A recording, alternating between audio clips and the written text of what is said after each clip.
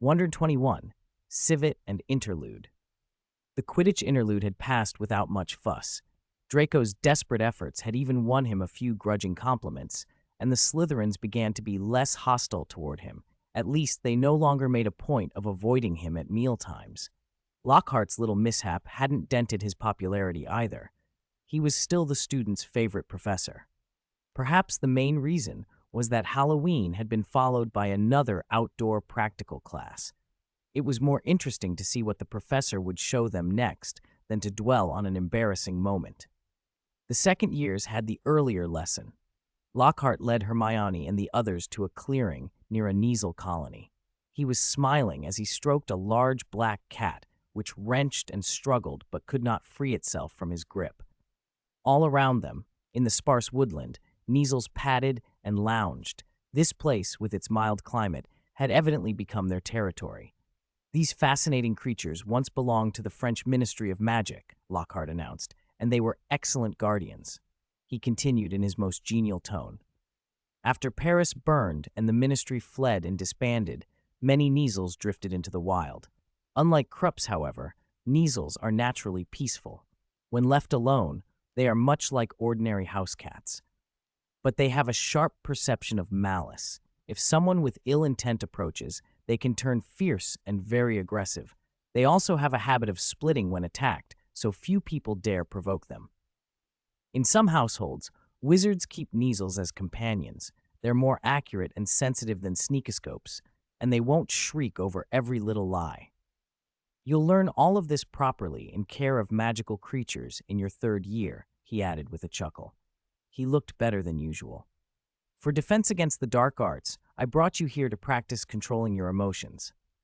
We all know how many spells can probe the mind, he said. Imperio, Legilimency, Memory Charms, Confundus, these can all do damage in one way or another.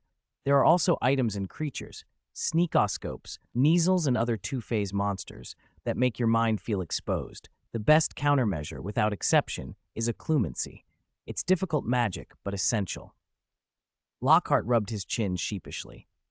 My own occlumency is hardly perfect. I can barely stop myself from falling victim to Imperio, but I think every wizard ought to practice it.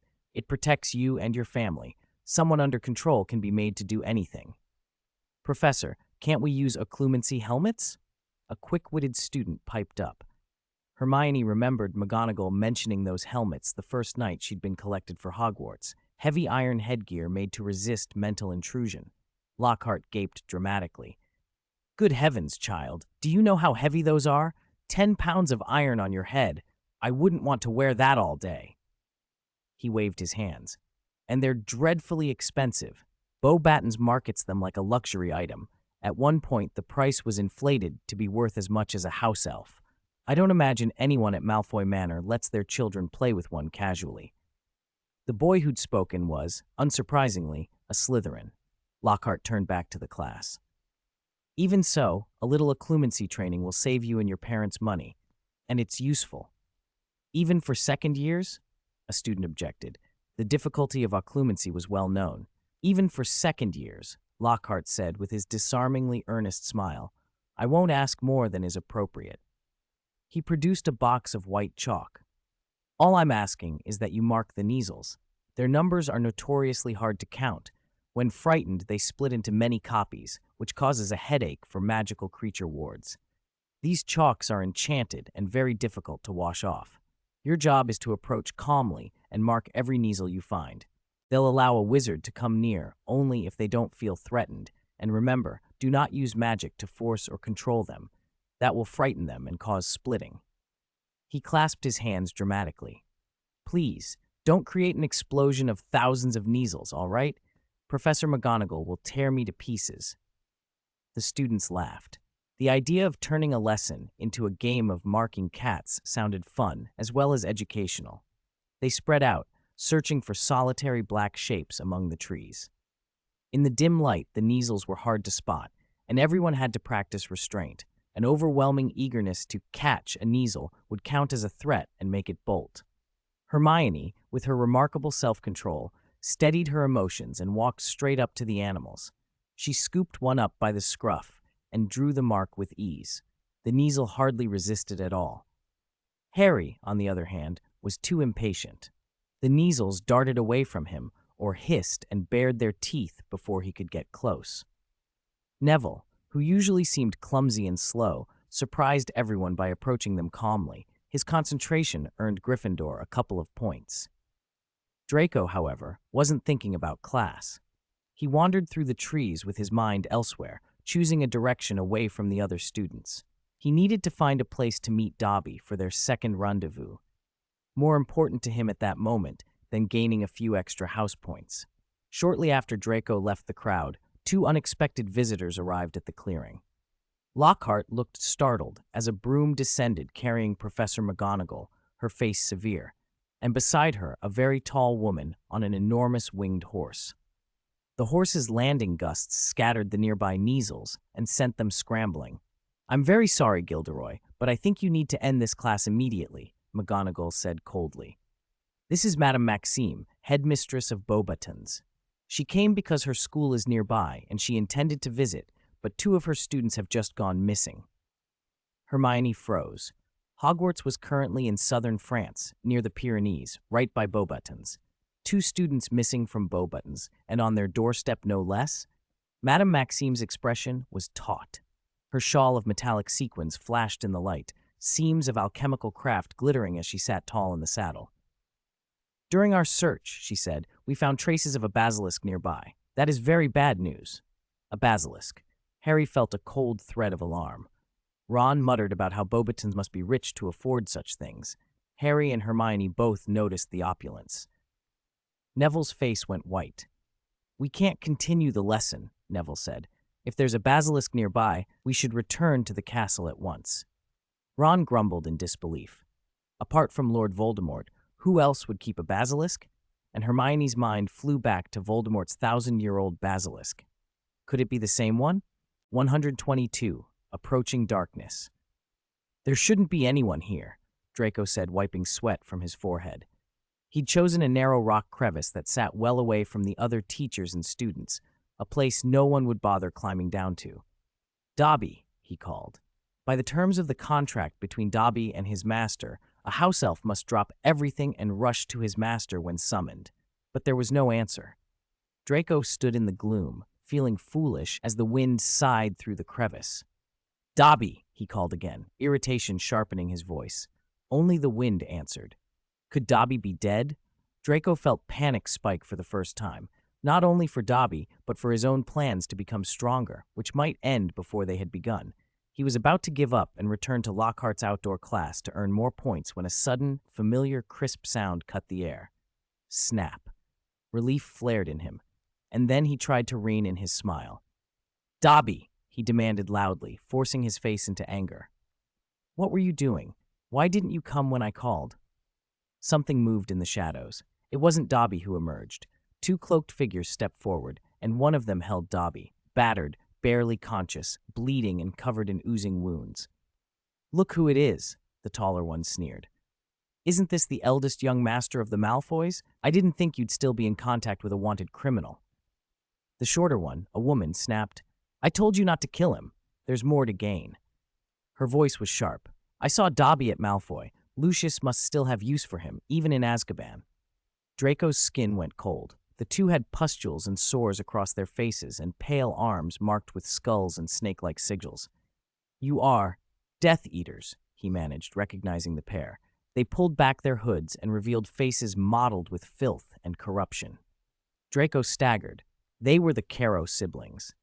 Amicus and Alecto Caro, members of one of the old pureblood families who had sided with Lord Voldemort. He'd seen them as a child. Their cruel, ugly faces had stayed with him. "You? Let him go at once," Draco blurted, forcing himself to raise his wand. "I'll call for Professor." "Oh," Amicus tilted his head, a half-smile of contempt on his lips. "If I'm not mistaken, Dobby is also a wanted criminal by Malfoy law, isn't he?" "What was the charge again?" "Attacking a wizard." He glanced down at the half-dead house elf in his hand, then at Draco. "So why would Dobby be in contact with you? Perhaps you ordered him? You do know Dobby's loyalty is bound to the command not to harm wizards." Alecto laughed. "These pathetic little creatures.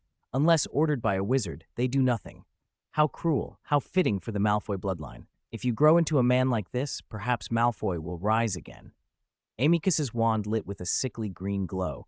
You can signal for your professor if you like, but we'll be gone before he arrives. You and Dobby will be caught red-handed.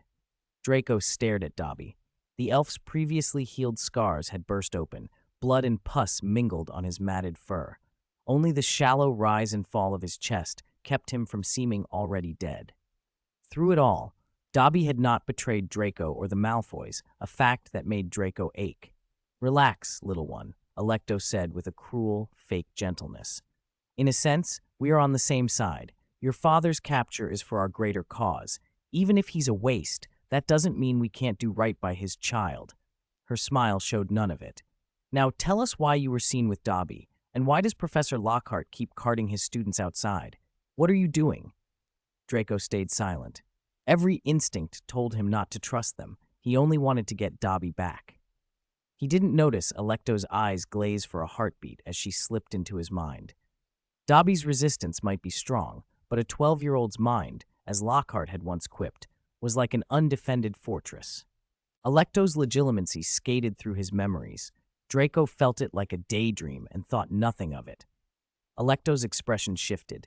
"Damn it," she hissed under her breath. "This little brat knows nothing worth taking." She hadn't found anything useful about Lockhart or Lucius Malfoy, merely a scattering of ordinary, useless memories. He only knows about the outdoor practical class. "Then should we just kill him?" Amicus asked, turning the wand in his hand. Draco went pale. Even if he signaled now, there was no way he could survive a minute against two skilled Death Eaters. "Wait." Alecto's eyes flicked to her brother and halted him. She thought a moment, then leaned in close to Draco, smiling with that hideous warmth. "You desperately want power. You want to rise above those who insult you, to crush them, don't you?" She had seen his memories, the suppression, the anger, the hunger for revenge and strength. It was everything a Death Eater could hope for in a recruit. "Yes," Draco stammered, forcing an expression of anger and appetite. He had to find a way to survive. Alecto's smile widened. "Instead of clinging to that useless house elf, why not join us? The Killing Curse, the Cruciatus, the darkest of the dark arts, we will teach you everything. You'll be so powerful that even that little mudblood-brained girl, Hermione, will be beneath you." Draco knew their intent was evil, but he couldn't afford to refuse. He forced a look of temptation. Alecto stopped probing his mind once she realized there was no useful intelligence there. "What's the price?" Draco asked, sounding hesitant. "As expected of a Malfoy," Alecto purred. "You understand give and take even at your age." She produced two filthy, crudely sewn rag dolls. They were shaped like little girls in matching dresses, the stitching crude and uneven. Something had been stuffed inside them, dark fibers and odd threads spilled out of the seams. As Draco stared, a sound like distant children crying seemed to echo in his ears, and a hollow sadness rose in him. "Take them and hide them inside the school, as close to the Defense Against the Dark Arts classroom as you can," Alecto whispered, her face almost against his. Her smile made Draco want to step back. "Every time Professor Lockhart takes his students out, patrolling professors are nearby, making it hard for us to act. The wards on Hogwarts blunt our curses. If you bring these cursed objects inside, we may finish Lord Voldemort's work sooner." "We can't let him die too quickly," Amicus added. Draco understood. Voldemort intended some plan against Lockhart. He couldn't refuse. If he did, he would die here. "If I take them back, will you teach me the dark arts?" Draco asked, voice barely steady. "Of course," Alecto said with that same smile. "But Dobby must stay with us as your guarantee." Draco hesitated, then, heart pounding, throat tight, he reached out and took one of the rag dolls. He felt a cold prickling as his fingers closed around the filthy fabric. After Lockhart blew the emergency assembly whistle, Draco was the last to arrive. He sprinted in, face flushed with sweat, and everyone assumed he'd simply run off trying to earn more house points. Lockhart, looking solemn, addressed the gathered students. "We were just waiting for you. A professor from Beauxbatons reports traces of a basilisk nearby. I'm afraid classes are suspended for now." "Gilderoy, you take the children back," Professor McGonagall said. "We need to conduct a joint search with Beauxbatons. Stay ready. We'll need you back out there after you return." Combat expertise will be required. Madame Maxime gave Lockhart a polite nod. Her school used his books as teaching materials, she said, though Beauxbatons specialized in alchemy, so there wasn't much overlap with defense against the dark arts. When Hermione and the others returned to the castle, they found a tremendous carriage on the Hogwarts lawn. A glittering coach drawn by 12 Abraxan horses. The giant winged horses wore black, bag-like filters over their heads, probably to keep the high-altitude air clean. Hagrid stood nearby, directing a troop of acromantulas hauling barrels that clinked as they scuttled, malt whiskey mixed with an anti-radiation potion for the Beauxbatons crew. The Abraxans pawed the turf nervously, while the spiders clicked around their hooves. Through the carriage's small windows, heads peered out, watching Hogwarts. "Is that Beauxbaton's school? Does it move around like ours?" Hermione asked. "No," Lockhart called as he landed on his broom and began counting students. "That's Beauxbaton's sales carriage. Oh, how many have I counted?" It turned out Beauxbatons itself was still hidden in the Pyrenees. For the convenience of selling alchemical products, however, they ran a huge traveling carriage that toured the wizarding world. The missing student had apparently slipped away while the carriage was in for supplies and never returned. Do their students actually have to sell things? How much time do they get to study? Hermione asked. Beauxbatons sounded more like a workshop than a school. They have a departmental system, Lockhart said, sounding disapproving. After second-year finals, students are sorted into departments according to grades and talent. Some go into the sales department, some into medical work, some into research and development, others are put into the assembly lines. They only get a little study time in the evenings after work. "Oh my goodness, they're really training Dobby," Ron said, mouth open. "Would any parents send their children there?" "There are two distinct classes at Beauxbatons," Lockhart explained. Children from well-connected wizarding families form an upper tier. They learn advanced alchemy, everything Nicholas Flamel taught, and many stay at the school after graduation as professors or regional managers. Those a bit less fortunate might become respected healers. They have one of the best magical medical systems in the world.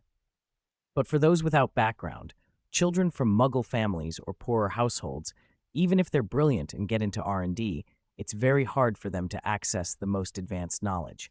Their work will be controlled by others. They won't get to direct research or claim patents. And those with middling talent but good looks or a way with words end up in sales. They learn languages, social skills, even how to brew and use love potions. Their job is to make customers pay. The worst off are sent to the underground alchemy workshops, handling poisonous gases and corrosives all day. The work is broken down into tiny steps. Each person repeats the same mechanical task. The only knowledge required is what's taught in the second year. "Hogwarts teaches alchemy in 6th and 7th year," Harry burst out. "You have to pass a special exam to study it, because our aim isn't to train factory workers." At that moment, Lily Potter, wrapped in a thick windbreaker and carrying a broom, appeared beside him. She nodded to Lockhart. "The other professors have already gone out. Only Filch and Hagrid are left in the castle. Give the students extra homework, or they'll turn the place upside down." "Hey, Mum, how can you say that?" Harry complained.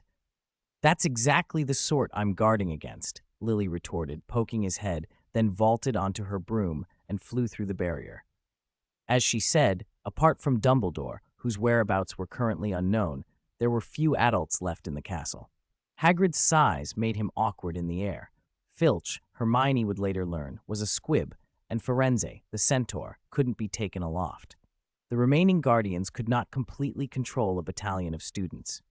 By lunch, the Great Hall's noise was almost deafening, and most classes were suspended. In the afternoon, students were expected to study independently.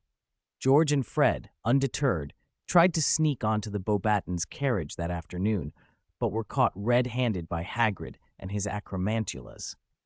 Fortunately for everyone's nerves, the professors did not stay out of Hogwarts indefinitely. The search had to be balanced with teaching, but they returned one by one as dusk approached, bringing disheartening news. They had found nothing. The basilisk, if it had been here, seemed to have vanished without a trace. "The joint search will continue for 3 days," Harry reported later in the common room, repeating what his mother had told him. After that, Hogwarts will set off again, leaving France and heading to Spain. What about our outdoor class? Fred demanded. They had been counting on it for a month. Only half of the second years had taken it. Suspended, Harry said flatly. Lockhart's changed the location for practical work. Outdoor practicals won't resume until we reach Spain. Merlin's great egg. 3 days of independent study? George wailed, tugging at his hair. The twins had already earned a week of detention for trying to sneak onto the carriage. Of course not, Harry said. Professor McGonagall will assign any available staff to supervise according to the timetable. Aside from the practicals, other classes will go on as usual. Hogwarts wasn't Bo Batten's nanny. They were helping for the children's safety and out of humanitarian concern, not to send every professor away. Harry paused, then added with a grin, "There's one more bit of news. Only you two will care." "What's that?" Percy asked, suddenly interested on principle.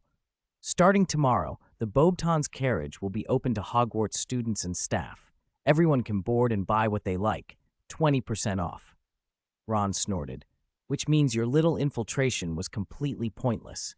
And you both still have detention," Percy added mercilessly. Before the twins could gloat or groan, Ginny, eyes wide and innocent as ever, delivered the final sting. "But, do you two have any money to buy anything?" 124, Golden Hall. From the way Beauxbatons behaved, it was clear they didn't care much about the fate of their two missing students. They still had the cheek to offer Hogwarts an 80% discount. To them, losing a couple of pupils was probably like a shepherd losing 2 sheep. If they could be found, they would look, but if not, they would simply move on. Rather than waste time fretting, they might as well use the occasion to drum up sales and make a profit off Hogwarts. Hogwarts, for its part, didn't overreact either. Professor McGonagall insisted that at least one teacher would always be assigned to assist Beauxbatons' search efforts, but professors had their own classes to keep on schedule, so the duty rotated among them. The students cared even less. The castle had an excellent safety record. No basilisk was going to climb up its walls, and they were far more interested in gossip about the half-giant headmistress or Beauxbatons' shopping list than in 2 missing students. Hermione, however, was planning ahead. She had manuscript fees from the previous year and a tidy sum Professor Lily had given her at the end of the summer, money Hermione still felt she hadn't truly earned. Between that and a generous compensation from Malfoy Manor, 1,000,000 galleons, she had more than she had expected. She'd spent some during the summer trip to Malfoy Manor, but much remained. This Beauxbatons carriage sale was the perfect chance to buy what she needed.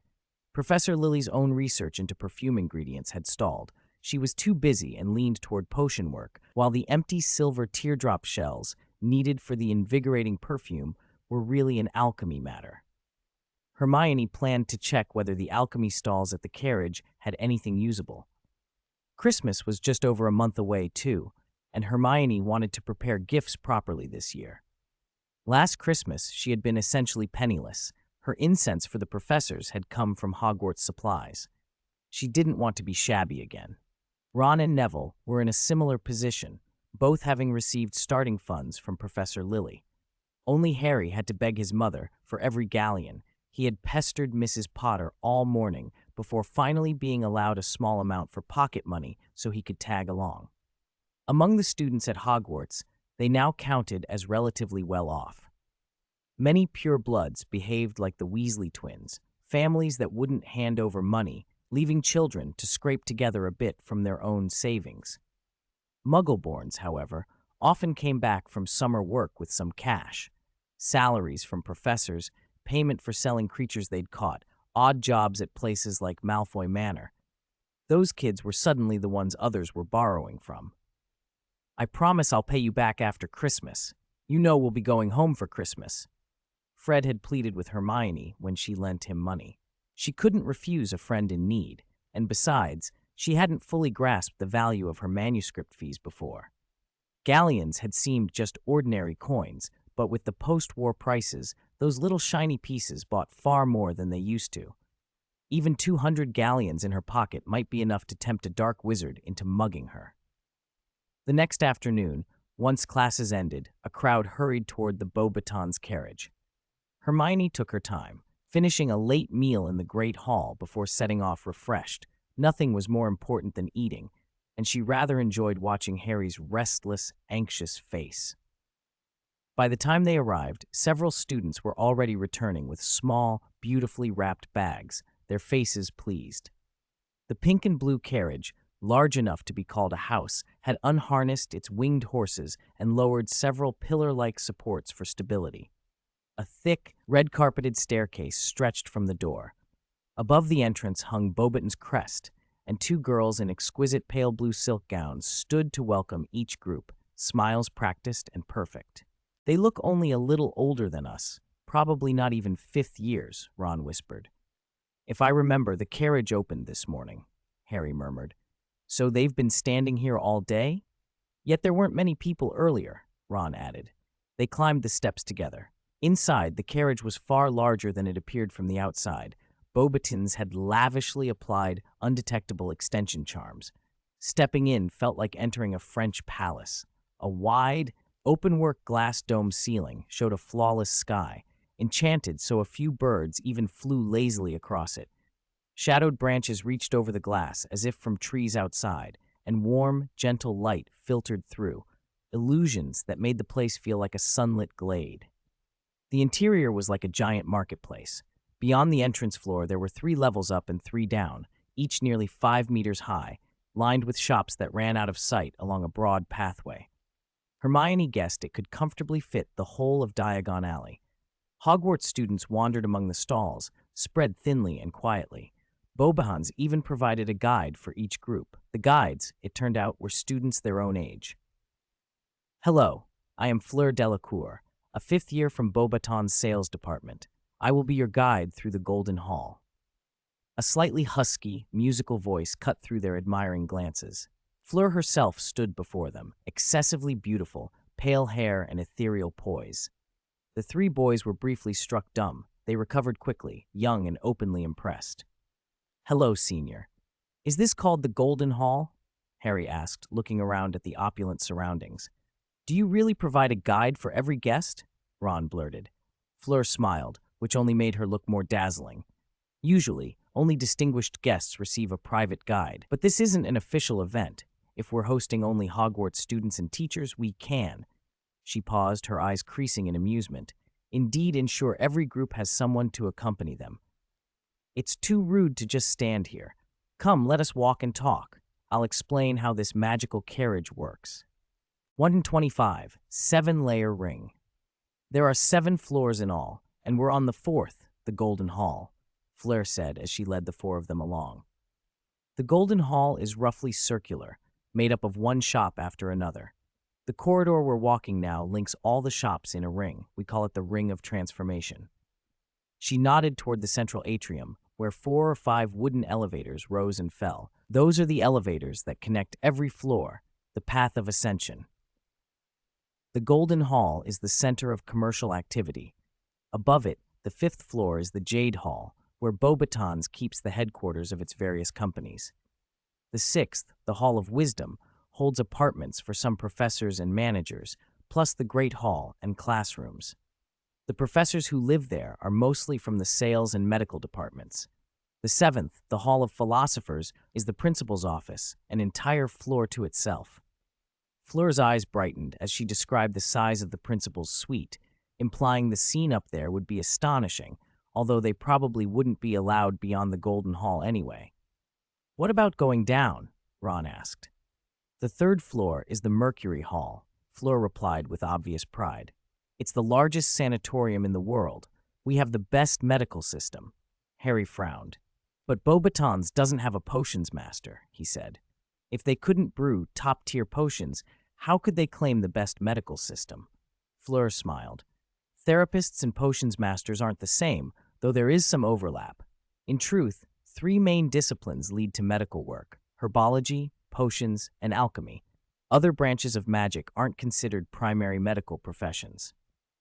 Her gaze flicked to Harry's green eyes, and she asked, a little uncertainly, "May I ask what relation the famous Lily Potter is to you?" "She's his mother. Ron said, sounding entertained. Fleur's expression shifted into delighted surprise. Of course, I don't mean to disparage Lily Potter, but the pinnacle of alchemy, the Philosopher's Stone, can create elixirs of life.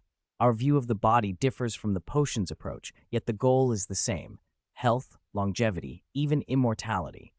We often place orders with Lily Potter, Fleur added smoothly. There are many things alchemy can't solve, and potions handle better. She made the compliment sound casual, careful not to offend a valued client. If you truly are Lily Potter's son, I might be able to arrange an extra discount on top of the usual 20%, and of course everyone with you will get it as well. Fleur was careful not to let Harry's identity overshadow the others. She included them all. Harry had been about to ask more about the Philosopher's Stone, why they, who inherit Nicholas Flamel's legacy, couldn't reproduce it, but Fleur's offer made it awkward to press the point. A discount was a discount. But can you really recognize him as Lily Potter's child just by his eye color? Hermione asked. Our curriculum requires us to memorize the features and preferences of famous figures, Fleur answered calmly. Hermione noticed beneath the calm a trace of sadness in Fleur's eyes. At Hogwarts, Hermione knew students in her year studied more advanced spells, not the subtle arts of flattery. Fleur seemed aware of the thought and quickly brightened again. We've strayed off course. The Mercury Hall is a vast magical garden filled with plants that benefit the body. Dozens of experienced therapists and nurses are on duty around the clock. We provide top-of-the-line potion and alchemical treatments. Even if you aren't ill, many wealthy clients pay handsomely for a stay as if it were a vacation or a course of convalescence. It isn't open to the public, but when we get closer to the atrium, you can look down and see part of it. What about the first and second floors? Neville asked. The second is the Sulphur Hall, a marketplace for large-scale arms and specialized equipment, entry only by invitation or membership. Fleur's tone changed slightly. Beauxbaton's dominance of the alchemical market naturally included military goods. The alchemical bombs and tools Lucius once used were likely sourced from there. Even in Fleur's pleasant manner, the mention of that floor gave the children a sense of Beauxbaton's more dangerous reach. The bottom floor, the Salt Hall, is our student dormitory, she added without elaboration. One imagined it was not too luxuriously comfortable. So we can only visit the Golden Hall? Harry asked. I'm afraid so. The other floors need special permission or appointments, Fleur said. But the Golden Hall is huge, she added quickly. There will be countless novelties. Our research teams come up with new things every day. She tried to steer everyone's attention back. Any recommendations? Where should we start? Harry asked, eager. The Quidditch boutique would be a hit. We have the latest models, things Malfoy Manor doesn't have yet. One model, the nuclear crossbow, won't be officially released until next year. It's likely to be classified for military use elsewhere and reverse-engineered, which will make it scarce. Fleur's eyes shone. She'd hit the boys' interests dead on. Who could resist Quidditch? Even if they couldn't afford the top gear, window shopping would fuel their late-night conversations. On the way to the Quidditch shop, Fleur told them how Beauxbatons held shares in many enterprises at Malfoy Manor. Some pure-blood families, land-rich but skill-poor, held dry shares, while Beauxbatons supplied the research and goods. They hadn't walked far before they reached the shop and could hear excited exclamations from inside. George, Fred, we can hear you from out here, Ron called as they entered. The twins had rushed over before their detention was up. Come and look, the twins urged. Their eyes were glued to a display case. They and Lee Jordan were pressed to the glass, examining a finely crafted broomstick inch by inch. They had their own Beauxbaton guide, older and more mature than Fleur's, but the broom really was impressive. The dark, matte shaft spoke of quality, and each twig at the tail had been chosen and arranged to form a graceful arc. Small green sparks winked among the bristles like captured starlight. Hermione, ever practical, still believed broomsticks were for sweeping, but even she had to admit the craftsmanship was beautiful. Top-tier braking charm, accelerates to 150 miles per hour in 10 seconds, superlative directional control, unique dust cloud stealth coating, and an extra maximum spell capacity. 100 shots, the guide rattled off. If only I could ride it for a second, I wouldn't mind dying, someone breathed. If Harry had one of these, the house cup would be inevitable, another muttered. Draco wouldn't even be able to keep up, the twins added in unison. Fleur smiled as she described every feature, well aware the students couldn't afford such luxury, but delighted to show them the wonders. Hermione soon grew bored with the boys gushing and waved them off, deciding to browse alone and secretly buy small surprises for them. She loved those quiet gifts. There were dozens of shops in the Golden Hall. Hermione didn't go far. She browsed nearby stalls and bought most of what she needed. For Harry, she picked a pair of Quidditch goggles that automatically defogged and derained, with an amplified light-sensing charm tuned to gold to help a seeker spot the snitch. It skirted the edge of competition rules. Enchanted goggles could be made to lock onto the snitch outright, but that would spoil the game. For Ron, she bought a costly bottle of self-correcting ink. She'd had enough of his careless grammar. This ink, superior to similar products, would also mark his hand with a reminder when he made basic mistakes, constant nudges toward better writing. For Neville, she bought a Remembrall. He'd long complained of a bad memory, and she hoped this would help. For the professors, she bought a beautifully bound daily planner that could auto-generate the month's calendar. She intended to add a few spells of her own, so it would remind Professor McGonagall of her schedule each day. She also picked up a pair of noise-filtering earplugs that block harmful frequencies while letting normal conversation through, useful after a year of tending mandrakes and using the bulky school earmuffs. She bought an extra pair for Professor Sprout.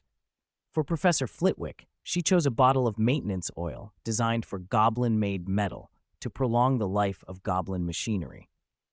As for the other professors, she hadn't yet found just the right thing and would have to think harder. When they returned to the Quidditch boutique, the boys were still deep in conversation, though their attention had shifted from the unattainable Thunderbolt arrows to the more affordable Nimbus series. Beauxbatons is trying to bring broom prices back to pre-war levels so every child can own one, the guide accompanying the Weasley twins explained pleasantly. It's still the Nimbus 7, but with our new manufacturing methods, the cost can be cut by over 30%. Soon, flying brooms will be common in every wizarding household. Of course, the wood won't be the pure, high-quality timber from the Magic Garden. We're using mutated burl wood found in the wild, very tough and much more resistant to radiation, she added. Bored, Hermione leaned toward Fleur and whispered, "Are there any shops here that sell raw materials? I'm looking for some uncommon ingredients for potion experiments." She hadn't forgotten her perfumery work, but she'd already tried all the common materials available at Malfoy Manor. Fleur looked at the small, eager face before her with mild surprise. Could Hermione already be experimenting with new potions in her second year?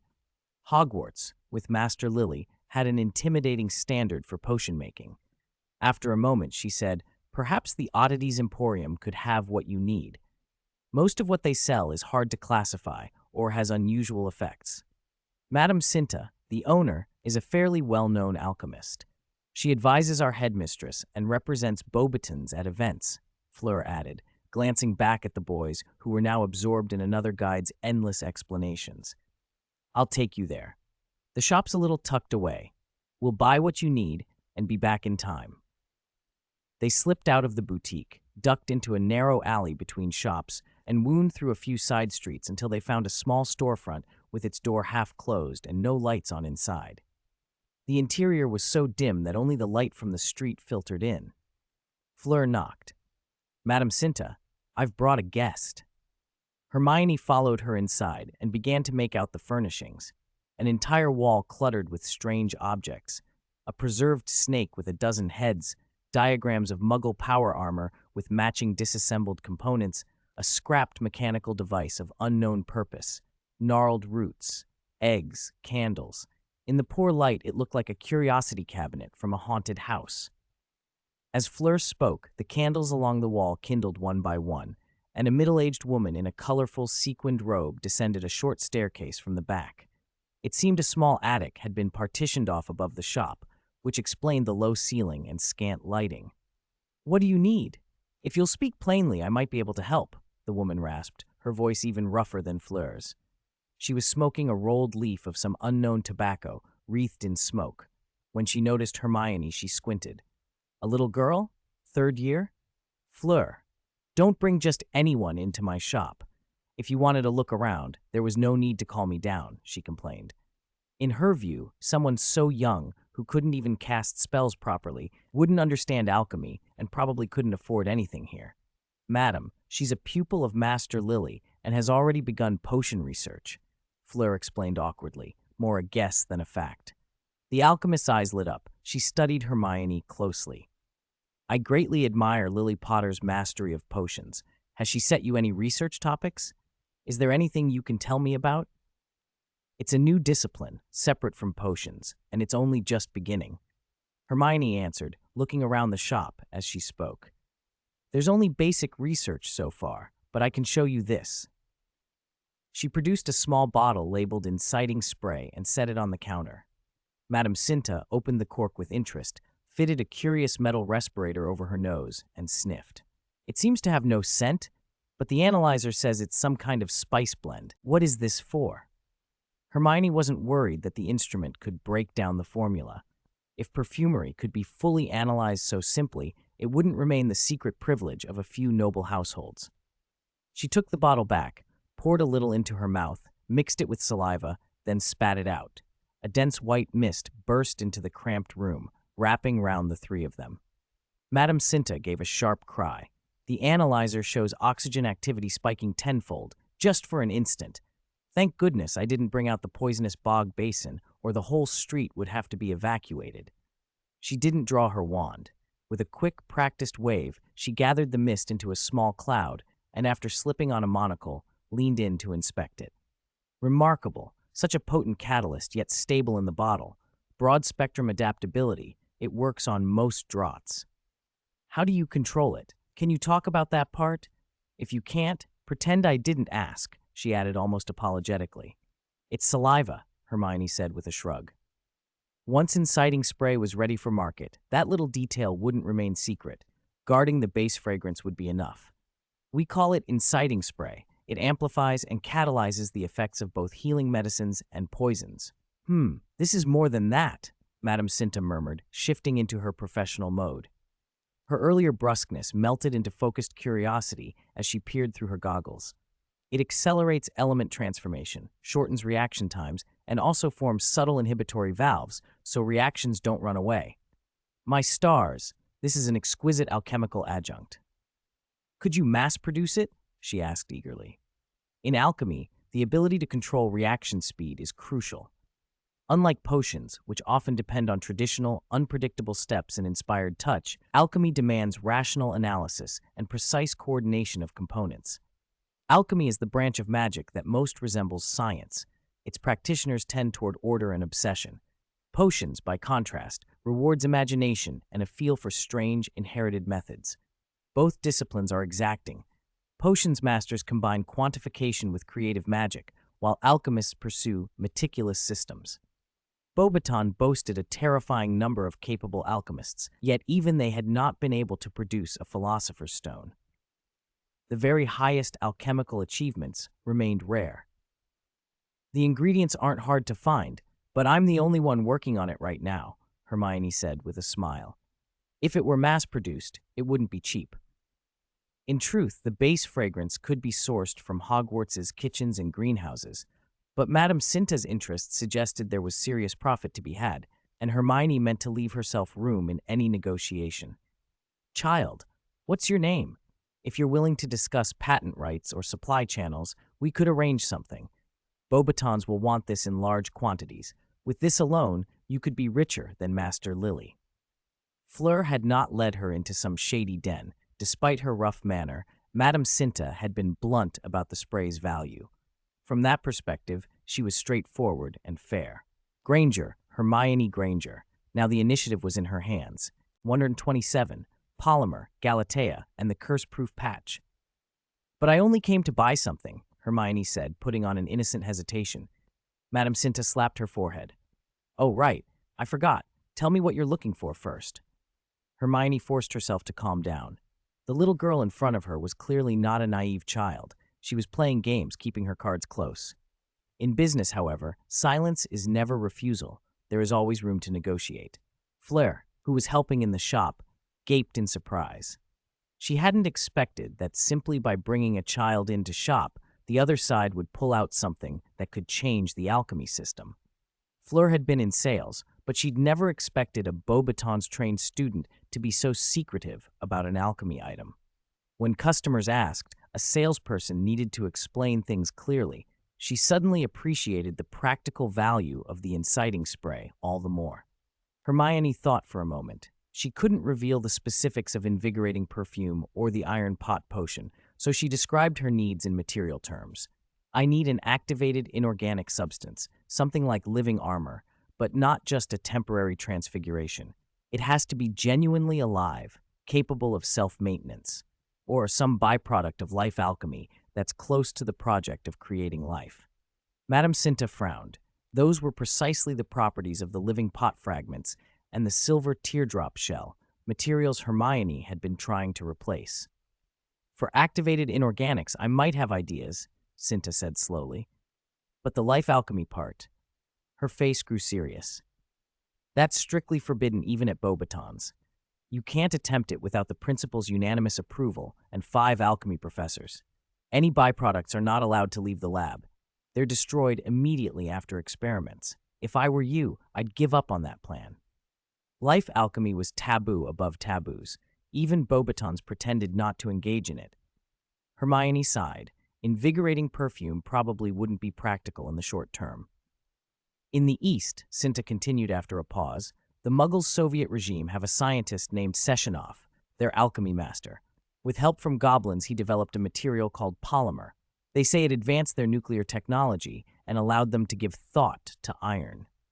Those robots, as they call them, can think like humans and, like our house elves, take on a lot of servant work.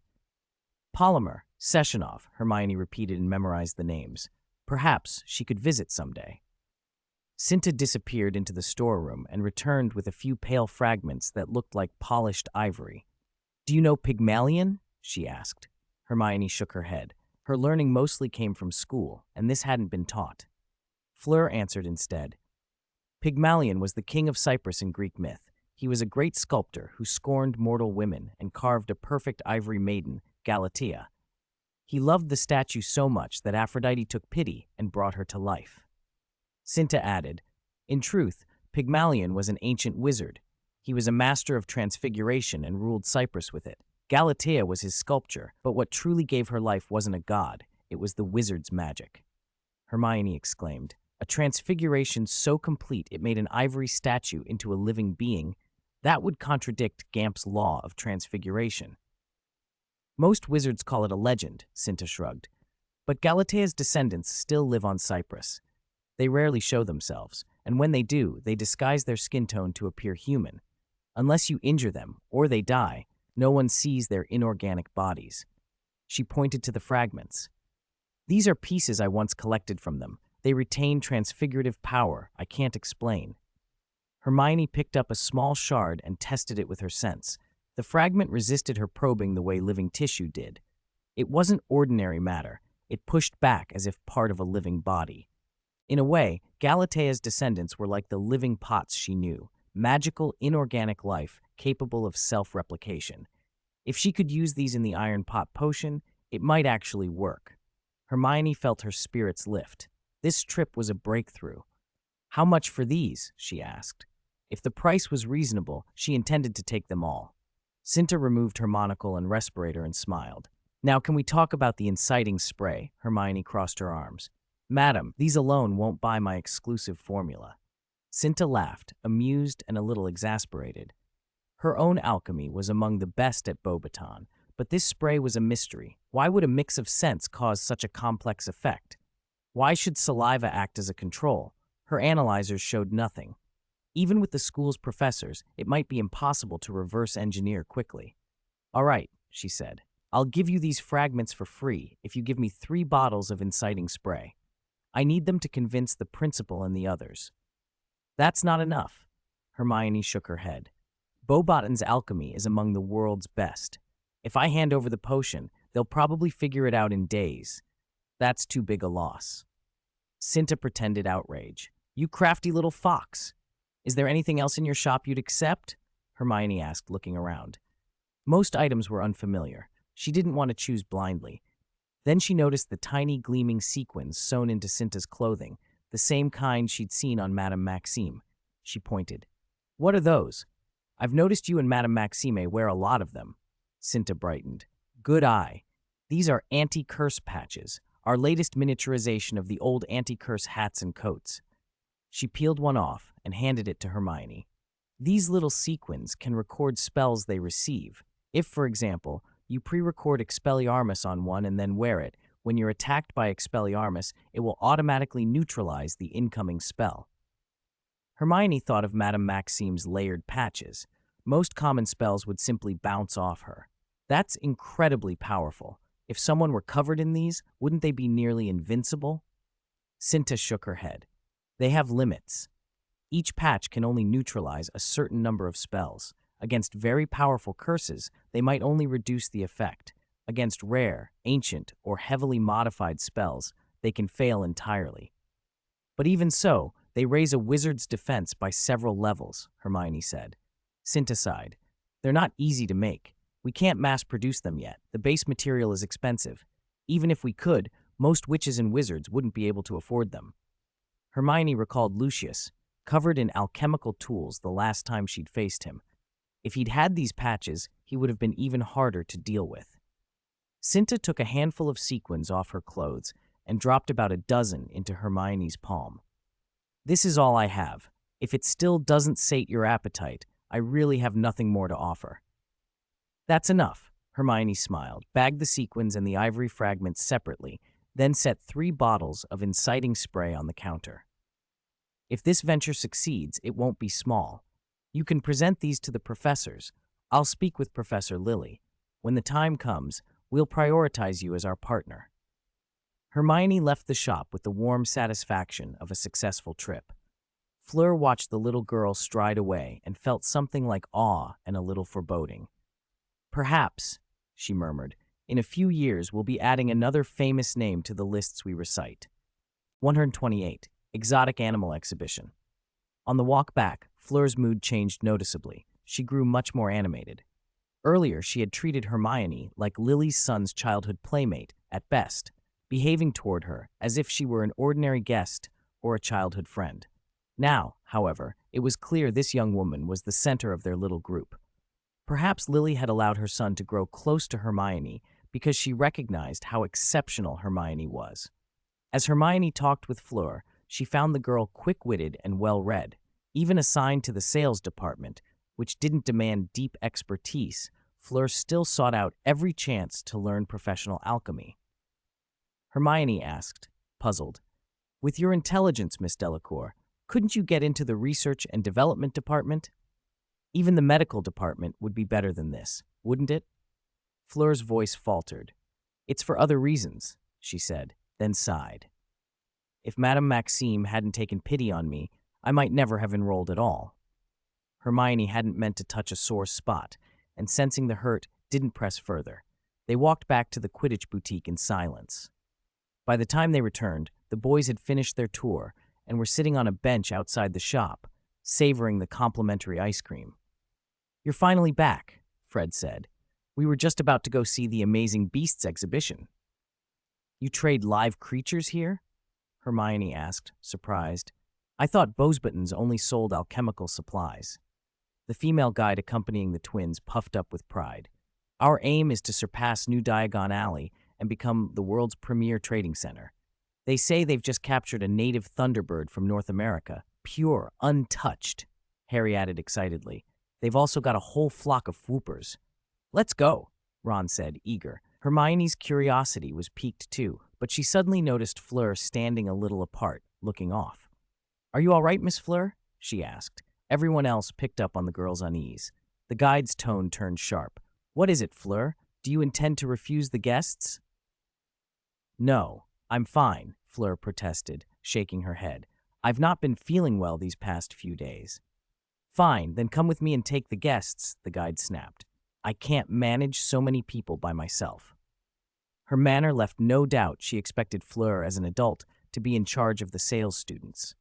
Fleur's brief hesitation didn't dampen the group's spirits. The boys, thick-skinned as ever, simply assumed she was genuinely unwell. The chatter continued as they entered a vast courtyard behind the atrium that must have taken up nearly a quarter of the Golden Hall. "It's huge," Ron exclaimed. The entrance was decorated like a circus archway, and the moment they stepped in, a strong, wild animal smell hit them. The guide plucked several small feather fans from a shelf. They were charmed to emit a pleasant scent, and she handed one to everyone. "Hold these under your nose," she advised. "They'll hide the worst of it." The front halls of the exotic beast exhibition were lined with stalls selling specimens and animal organs, some dried and processed, others bloody and freshly cut. The market felt raw and direct. "This isn't what I wanted to see," Harry frowned. It reminded him uncomfortably of his mother's office. "Let's go straight to the back," the guide said quickly. "The live animal park is behind here. We've built a complete ecosystem." They threaded past racks that looked like gallows, then through a long tunnel-like passage. When the tunnel opened, they stepped under an enchanted sky dome into a green jungle.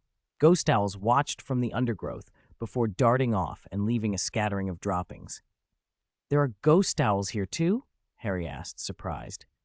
"Master Scamander collaborates with all the school institutions," the guide said with a smile.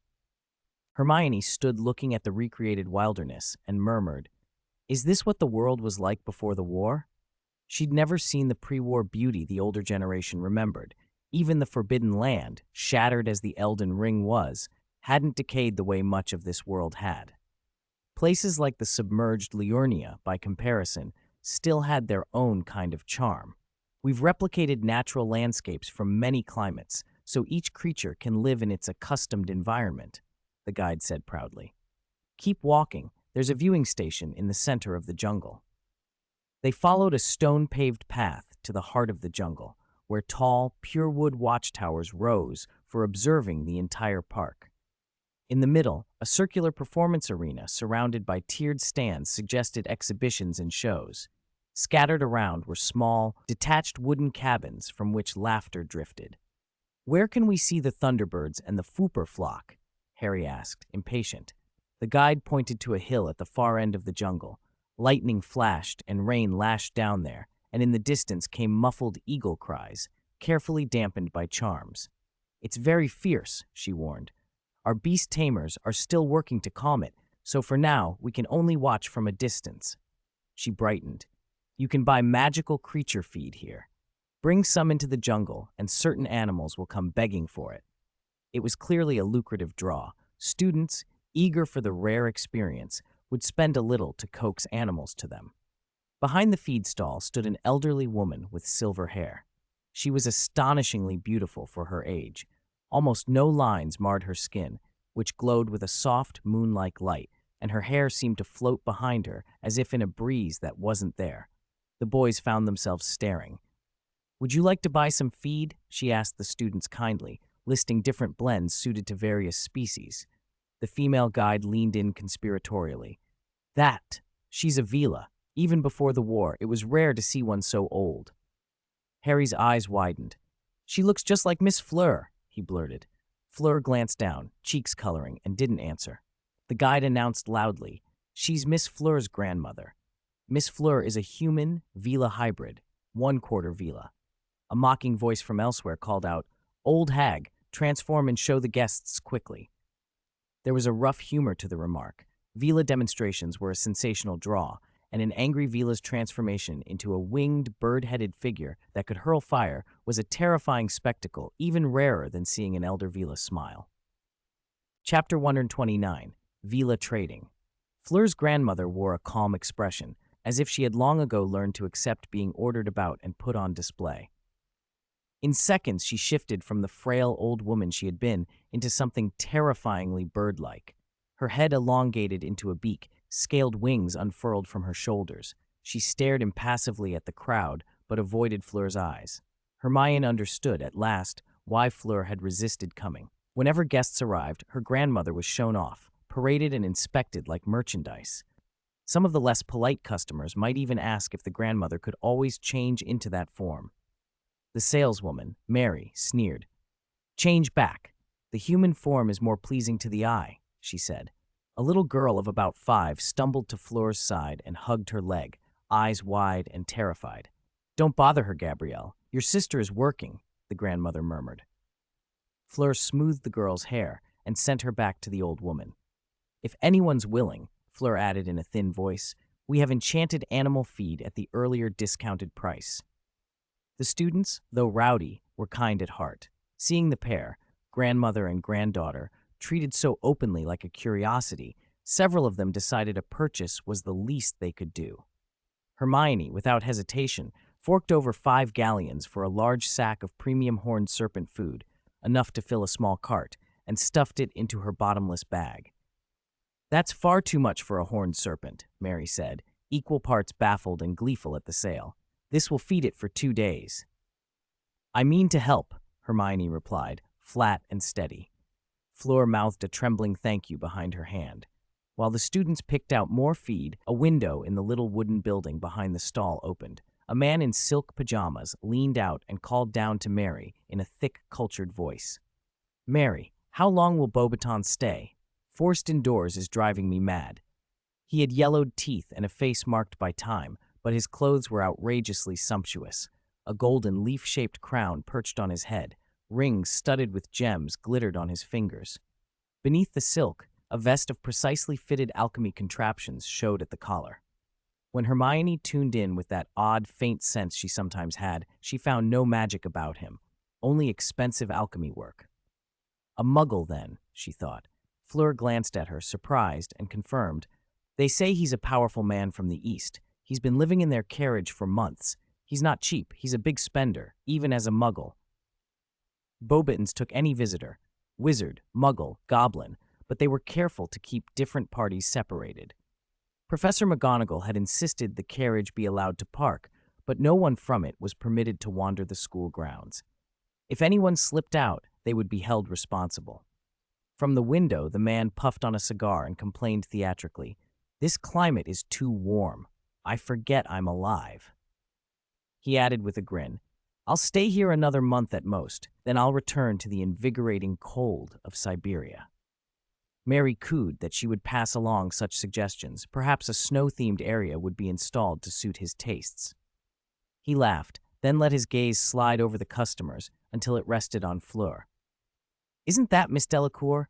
You've improved," he leered. "Hello, Mr. Nikolaevich," Fleur murmured, lowering her eyes to hide her face. The man glanced at Mary and smirked. "If you ask me, she shouldn't be stuck in the sales stall. Put her where she can bring in more. She'd be worth a fortune."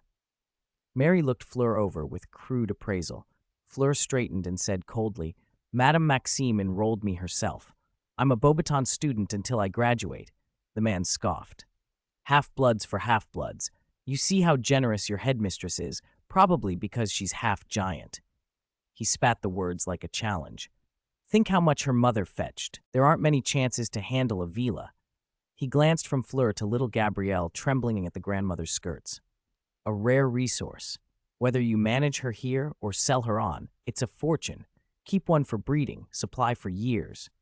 His tone treated Fleur and her family as nothing more than livestock. Mary echoed him with a smile. Fleur and her grandmother said nothing. Such crude talk was nothing new. Hermione's fingers tightened on her bag. If this had been anywhere else, she might have lost her temper. "Let's go. This place is disgusting," she whispered. The boys, trying to make light of things, had already gone ahead, feeding and playing with the magical animals. Hermione walked beside Fleur, who blinked back tears but did not cry. She had learned to be numb. "Do you have any other family?" Hermione asked softly. Fleur shook her head. "When they sold my mother, my father tried to stop them. They beat him to death. It was just the 3 of us after that." Hermione's next question, why they had not run, went unasked. She suspected Beauxbatons and their carriage guests kept such commodities under strict watch. Fleur's jaw tightened. "I'll work until I'm the sales supervisor," she said. "Then Grandmère and Gabrielle will be safe." Even with Madame Maxime's help, Fleur knew freedom meant clawing her way out of the situation herself. She would earn the position that could protect her family, whatever it took. After the brief lull, spirits were subdued but not dampened. People still browsed and bought, just not as wildly as before. The Weasley twins, using money they'd borrowed from Hermione, bought a good supply of filibuster fireworks, firecrackers that bloom when they hit water and are spectacular en masse, promising a very lively Christmas. Harry bought an old Quidditch book, Noble Sport of Male Wizards, a 50-year-old bestseller, now reissued and collectible. Ron picked out a finely made short sword. He felt specializing only in defense was too passive and thought learning to use a physical weapon alongside magic would make up for his weaknesses. Neville found an unwanted toad at the exotic beast stall, named it Trevor, and became instantly devoted. Hermione's haul was the most practical and peculiar. Gifts for professors and friends, fragments of Galatia's offspring, anti-curse sequins, and, most important, a potentially huge perfumery business deal. She also ended up with more than half a cart of uneaten horned serpent food, which she planned to bring back to see whether the Acromantula would find it appetizing. As soon as she returned to the castle, she sought out Professor Lily. The deal hinged on the professor's reputation and resources. Hermione didn't think she could negotiate with Beauxbatons on equal footing alone. Lily, who taught potions and had become something of a world-renowned potion master, was surprised but intrigued. She was busy with teaching and processing orders and had never thought to expand into alchemy on this scale, until now. "Is it hard to source the raw materials for your inciting spray?" Lily asked after a quick look at Hermione's notes. "Some basic spices," Hermione said. "The rest can be grown in the school greenhouses." Lily rose and paced the potions office, thinking, "If this can be done, production will have to expand. You won't want to be doing everything by yourself in the workshop." "Would you be willing to disclose the formula to a limited extent?" Hermione asked. She had expected this question. She could not hide away forever, and she had no experience in giving out a recipe safely or training reliable perfumers. There were too many kinds of magic that could strip secrets, and she needed a seasoned potion master's advice. "If you agree, I can gather promising students and put them in the Deer Club, Lily's departmental club, open to students from 5th year upward who are interested in potions. And I suggest they bind themselves to you and to the secret," Lily continued. "They would make an unbreakable vow group with you, and I will act as secret keeper and protect the formula with the Fidelius charm." Hermione listened as Lily outlined the safeguards. The Unbreakable Vow Group is a multi-person version of an unbreakable vow. Subordinates pledge loyalty and face dire consequences if they deliberately break the vow. It prevents active disclosure, but won't stop information leakage if someone is forced to speak, by legilimency or veritaserum, for instance. The Fidelius charm, meanwhile, hides a secret by entrusting it to a single secret keeper. Others cannot find it out unless the keeper divulges it. Its downside is practical. Every time new personnel are added, the charm must be broken and re-established, and if the secret keeper themselves slips up, there is no protection. Combining the two, Lily explained, gives stronger protection. Perfumers would know the formula, but be bound by the unbreakable vow, so they couldn't willfully disclose it, and the Fidelius charm would keep their minds unreadable to others. The only weak spot would be the secret keeper, Lily herself, who would have to recast the charm each time the team expanded. Hermione trusted Lily deeply. If McGonagall was a strict but kindly grandmother in Hermione's life, Professor Lily had been a gentle, patient mother figure, always protective and difficult to buy or threaten. "You've thought this through," Hermione said, and without hesitating, she pulled a blank sheet of parchment from the table and wrote out the inciting spray formula. Lily smiled. "You trust me too much. If this business takes off, even I'll be jealous." "We don't need to rush," Hermione said. "Beauxbatons will take some time to react." "I'll find interested students and assemble them," Lily promised. "I suggest the initial workshop be within the school for confidentiality. Professor Sprout can slightly adjust planting ratios in the greenhouse so we're self-sufficient. Outsiders won't be able to trace the formula." "That might mean sharing some equity with the school," Lily added. "Essentially Hogwarts and you co-founding the factory. What do you think?" Hermione thought of her background, a Muggle orphan with no family or powerful connections, and of Hogwarts as the most solid support she'd ever had. Sharing a piece of the venture with the school seemed wholly reasonable. "That's even better," she said. "With Hogwarts behind us, I won't have to worry about jealous rivals." Together, they went to the Transfiguration office to discuss the plan with Professor McGonagall, who functioned as the de facto head of Hogwarts. McGonagall was as surprised as anyone by the opportunity. Lily's estimate was blunt. Given the scale of Beauxbaton's small alchemical industry and the inciting spray's wide applicability as an accelerant in magical processes, one equity share could provide a steady stream of funding for the school. Beyond its role in specialized alchemy, the inciting spray could accelerate many standard industrial procedures. Basic processes could be completed faster, and steps that normally required continuous input of consumables to maintain reaction times could be simplified and made cheaper. That increase in efficiency would let Beauxbatons produce more at higher quality and lower cost, drowning out smaller workshops and even established competitors in other regions. Only if Hermione licensed the spray widely, selling purchase rights to many parties, would others be able to remain competitive. That, of course, was a matter of negotiation. How much was Beauxbatons willing to pay for exclusive agency? Hermione could, if she wanted, signal the invention to many places through professors' contacts and invite bids, which would make her money hand over fist. But she was not a ruthless merchant. Her priorities were magic and her own learning. As long as Beauxbatons offered a price Professor Lily judged fair, Hermione did not want to complicate matters. For Hermione, the project was enough to ensure she would not have to worry about food and board after graduation, and that security, combined with Hogwarts's backing and Lily's stewardship, was all the reassurance she needed. Chapter 131, Tears of Galata.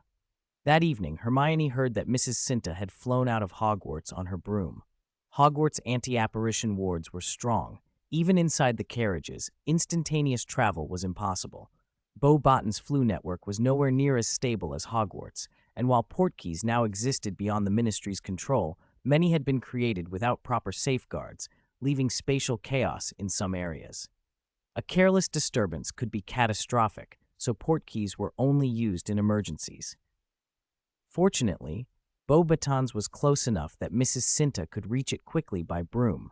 As Lily had suggested, it was likely Beauxbaton's was conducting internal emergency tests and trying to reverse engineer the inciting spray. If they could handle it themselves, they would. They weren't about to spend a fortune if they didn't have to. During the 3 days Hermione waited at Hogwarts, there was no further word.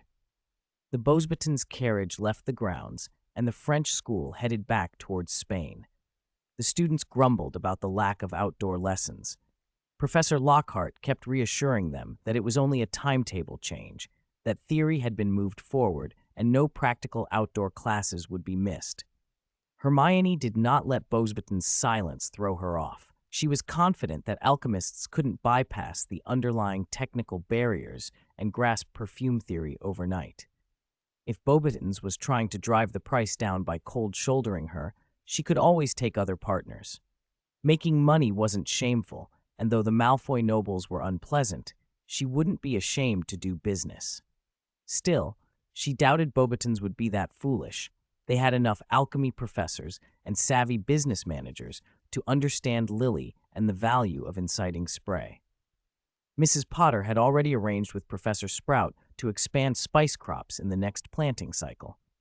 Hermione had also spoken with the students in the perfume club she led. They did not mock her for being young. Her reputation at school made her brilliance expected, and after Lily's popular science explanations, they understood the commercial potential of inciting spray. This was a sustainable industry. Some of them could be the first perfumers employed by Hogwarts, holding an iron pot potion. With Hermione continually developing new perfumes, the field had a bright future. Switching between potion making and perfumery was not difficult, and the apprentices liked the idea of long-term careers instead of being sent to Malfoy Manor as indentured labor after graduation. The seniors who joined Hermione's workshop did so readily. The unbreakable vow she required sounded severe, but in practice her pledge only set responsibilities and obligations within the perfume field. It was actually more lenient than many shop contracts.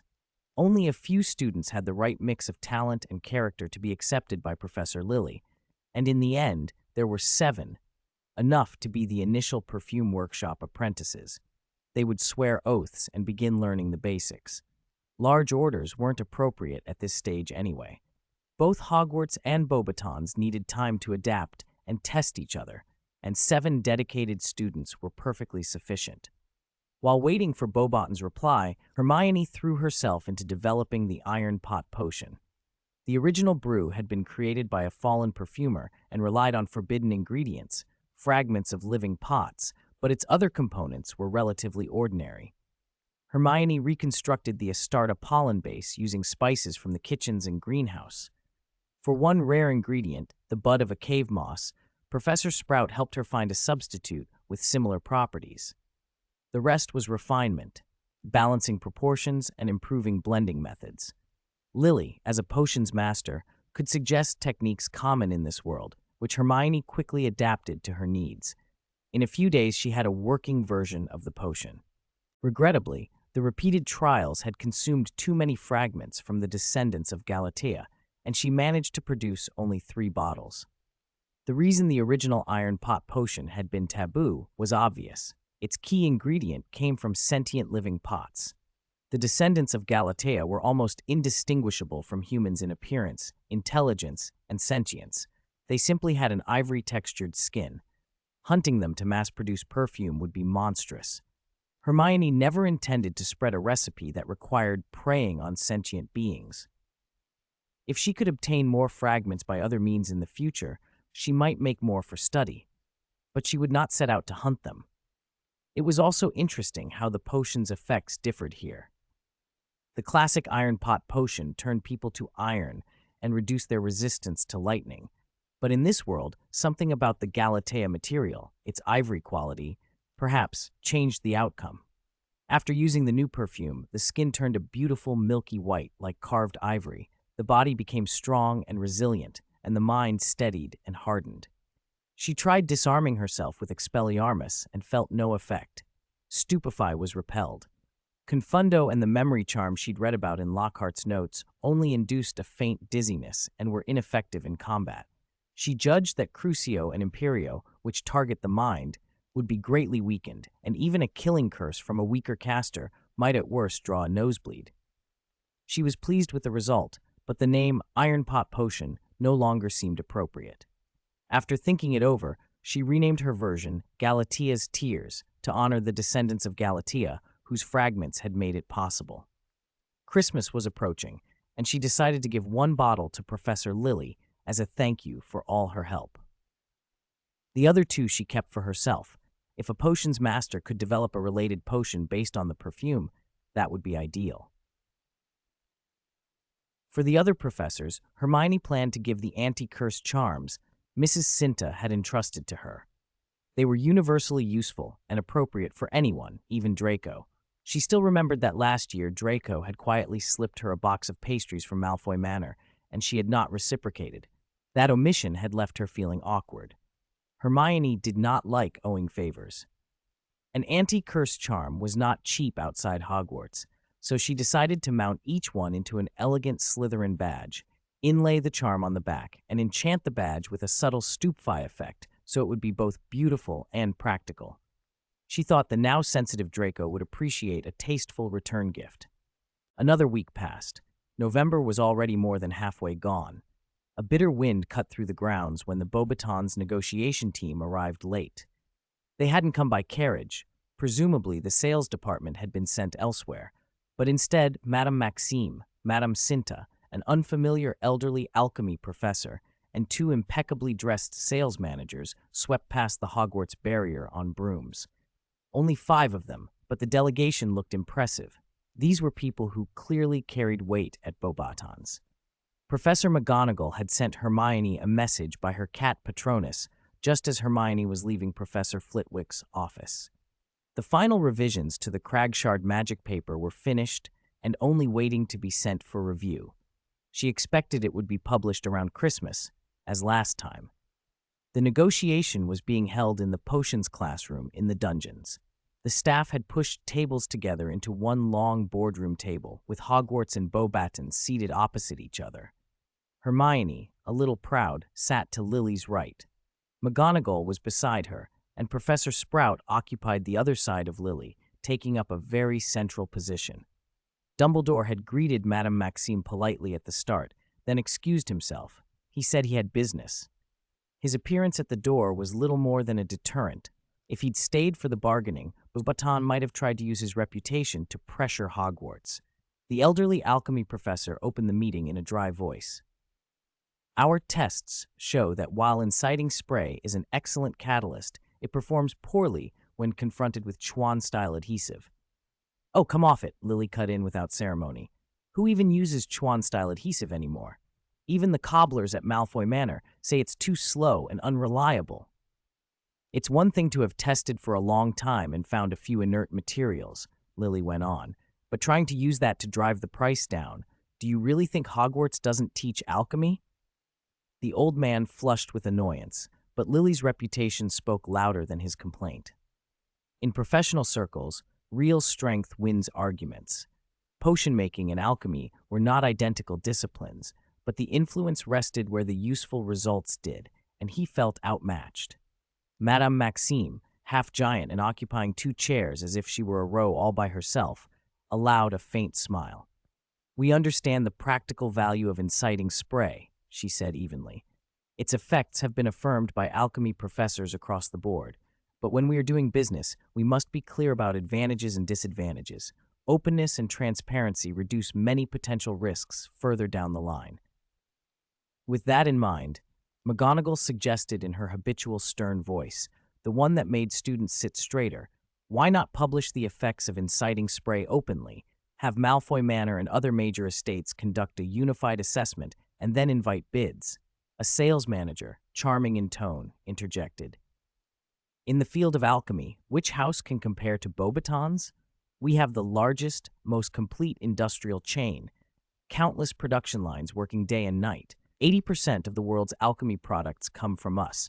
Likewise, 80% of whatever Hogwarts inciting spray is worth will be consumed by Beauxbatons in the future.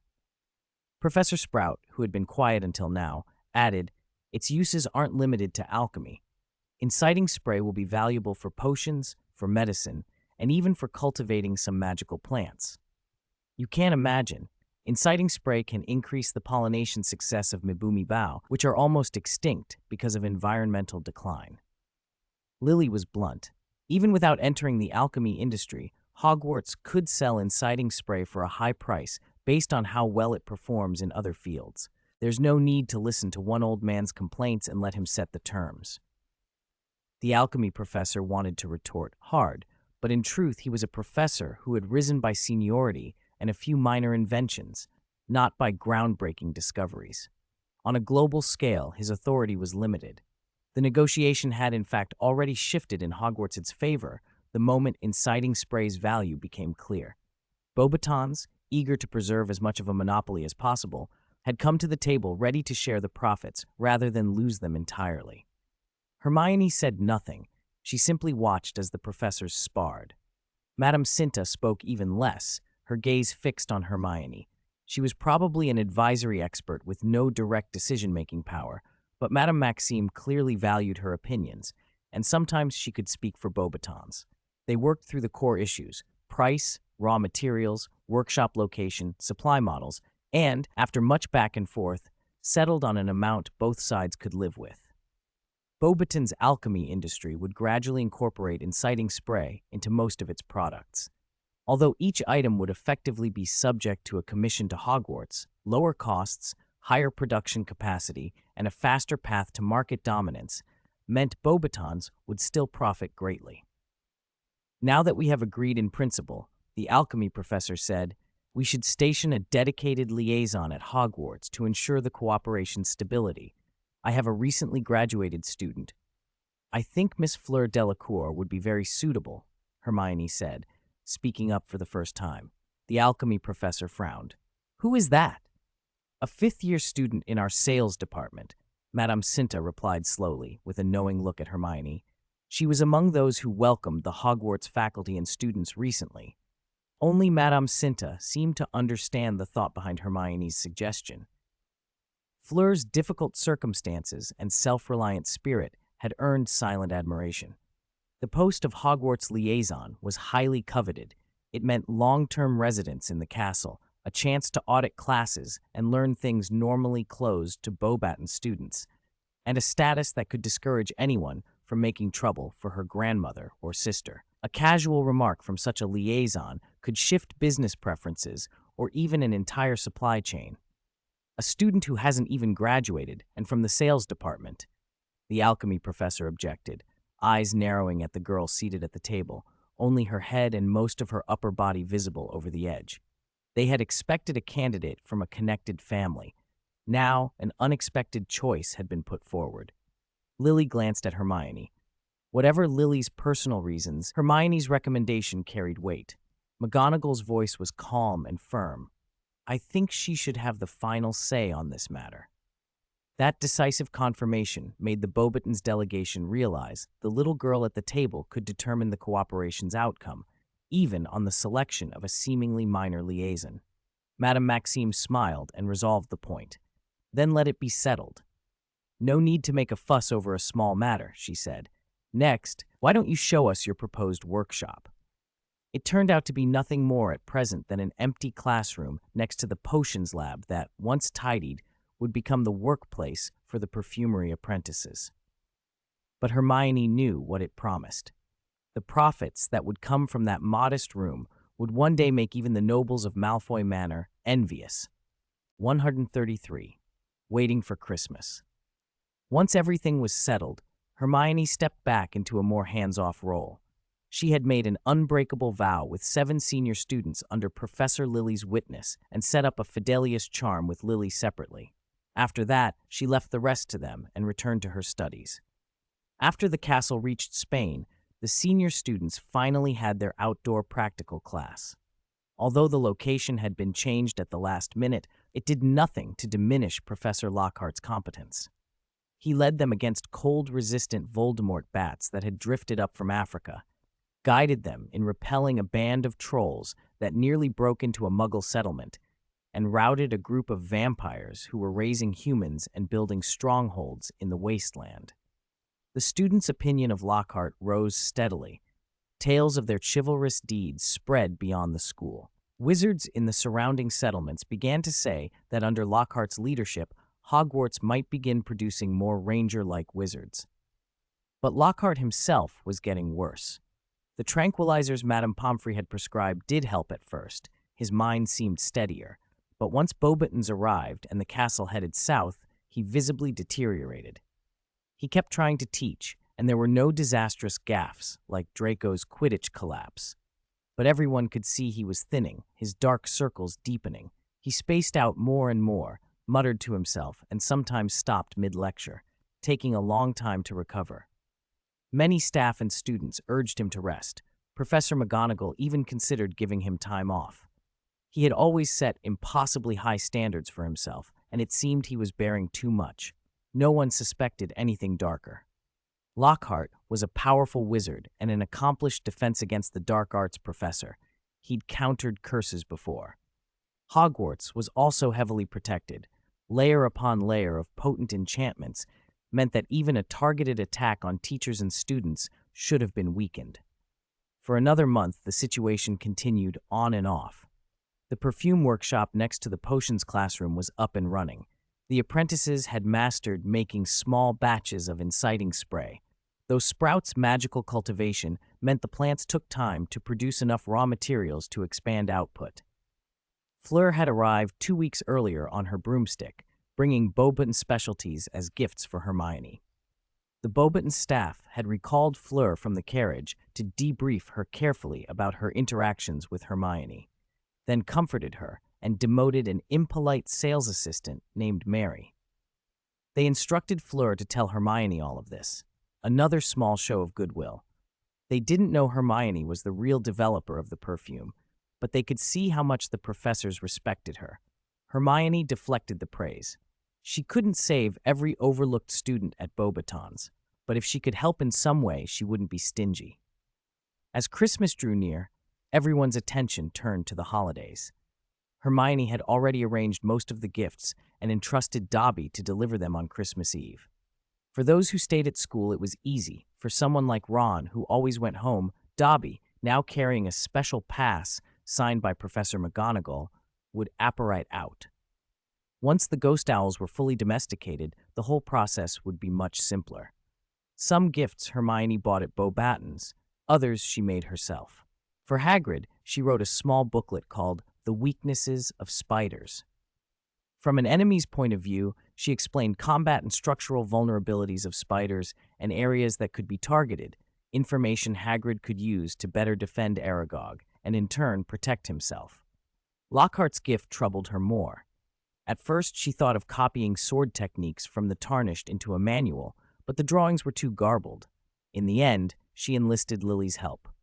Together, they brewed a kind of sword oil. Lily called it that. An old-fashioned maintenance and enhancement oil that ancient Gryffindors used on close combat weapons. Hermione preferred a more dramatic name, hypnotic oil with string. They solidified the oil into blocks and fortified it with a high concentration of draught of living death, then wrapped the block with a cursed thin string. To use it, one set the block against a blade, tore off the string, and the oil would melt and run across the weapon. In close combat, the oil's edge enhancement, combined with Lockhart's sharp spells, would make an ordinary longsword devastating. The draught's vapors could break an enemy's focus, making them less able to dodge, and a lucky tragic cut could even leave them hypnotized until death. Paired with Lockhart's skill in memory charm and confundo, Hermione thought it would suit him well. Lily admired the ingenuity, though the item's practical market would be small. Most Durmstrang wizards preferred staves to swords. Dumbledore's gift was the hardest. Ghosts have so few needs, most trinkets mean nothing to them. In the library, Hermione found references to Eastern wizards using incense to give ghosts a temporary sense of satiety. She ran to Sprout's greenhouse for immature mandrake leaves and worked out a perfume she named Ghost Meal. When lit, living noses perceived nothing, but ghosts felt profoundly sated, even regaining a momentary sense of taste and smell, the sensation of their favorite foods. Hermione suspected Dumbledore would taste something like a cockroach cluster. She hadn't mastered spirit tuning, and there were no grave violets in their world to strengthen soul-based blends, the way Round Table holds spirit tuners might. But the perfume should at least please a legendary ash like Dumbledore. Just when Hermione thought everything was ready and she could relax until Christmas dinner, something happened. The day before the holiday, after his fifth-year theory class, Lockhart suddenly went dazed and collapsed in the classroom. He was rushed to the hospital wing. Madame Pomfrey's verdict was overwork. Aside from the fainting, she found nothing amiss. "Let him sleep," she said, giving the unconscious man a draught of dreamless sleep. "He's been overdoing it. This will keep him out until tomorrow night. If we're lucky, he'll make it to the Christmas feast." Lockhart showed no other symptoms. He slept soundly, but the staff still asked Dumbledore to examine him, just to rule out the dark arts. Dumbledore, McGonagall, and Flitwick, skilled in detection, found no trace of curses or foul magic. It remained baffling. "How odd that Lockhart should exhaust himself like this," Lily said, puzzled. "Did anything like this happen to him when he traveled alone in the wastes in previous years?"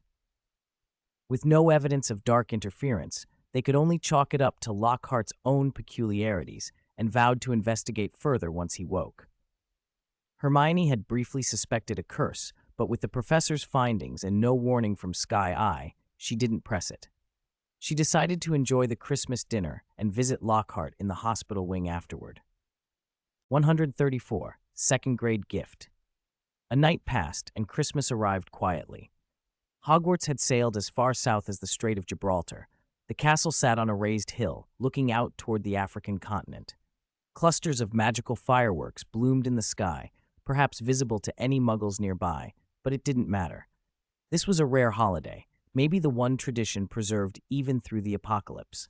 In Europe and North America, wizards and Muggles alike celebrated it, treating the day as one of the few bright spots in their hard lives.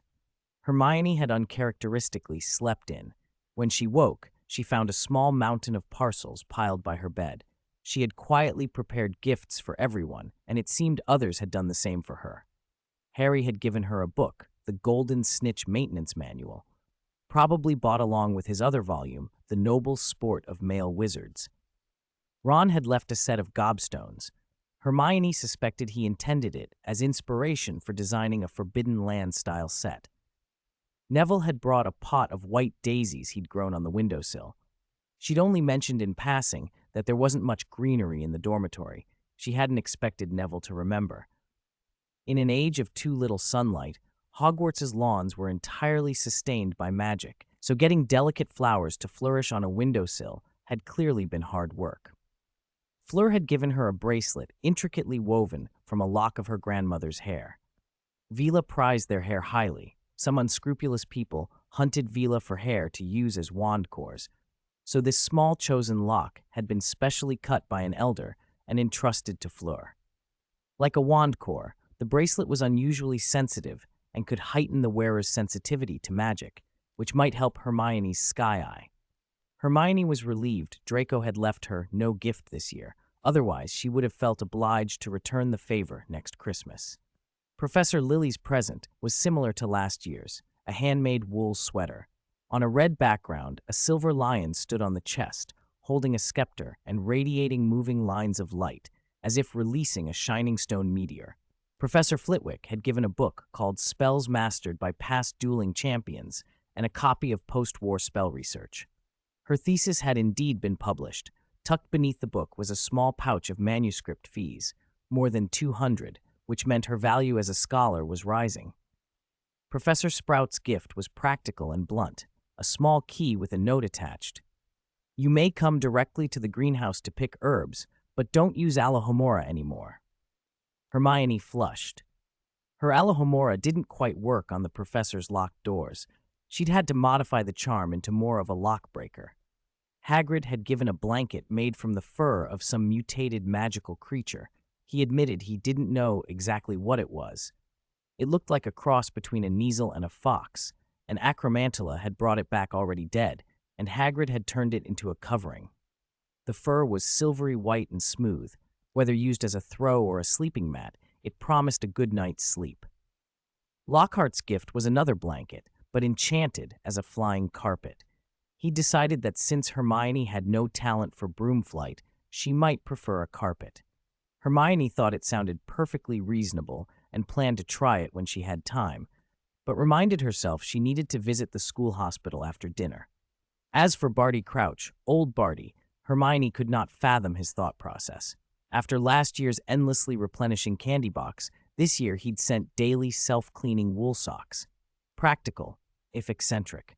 The gift that surprised her most was from Professor McGonagall, a Hogwarts school board contract. Since Hermione's perfume workshop had established a partnership with the school, she could, in a sense, be considered a member of the board. Yet, her operation was tiny, not a fraction of the aid Malfoy Manor provided. Even if she grew larger, it would be hard to match the world's biggest wizarding city. Still, McGonagall had overridden any objections and recognized her as a board member. The title itself was largely ceremonial. Those nobles had no real authority over Hogwarts these days, but it carried perks. She could summon Dobby for a private meal at odd hours. Each summer, she could attend the annual meeting, sit at the same table as old Barty and other benefactors, and listen to the headmistress read through the use of the school's aid line by line. Mostly, it was goodwill. The real advantage would show after she came of age. The Hogwarts affiliation would be useful. In the wizarding world, students and alumni liked to give their alma mater face. Shaking off her surprise, Hermione organized the presents and went to the Great Hall. Harry was already there, wearing the same sort of handcrafted sweater from Lily. This time his mother had followed his suggestion. On his sweater, the little lion's animated chain dance looked fierce and powerful. Professor McGonagall sat at the staff table with an exquisitely crafted notebook floating beside her. Clearly she'd already begun using her gift, but she looked impatient.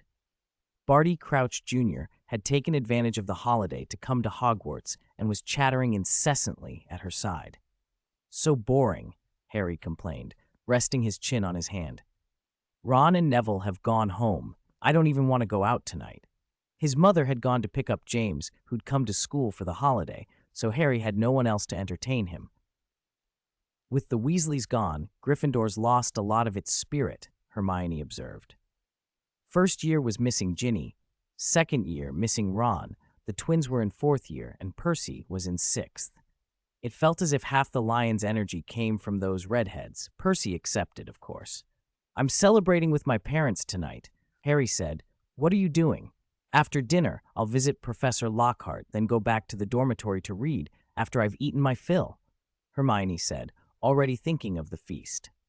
135. Sleeping like mud. When Dumbledore appeared, Barty Crouch Jr. looked positively animated. He hurried over to him, asking excitedly what he was looking at, only to be gently shunted aside. Dumbledore was about to give his Christmas speech. Hermione, however, paid little attention to the old man's customary platitudes. She had been looking forward to this feast for ages.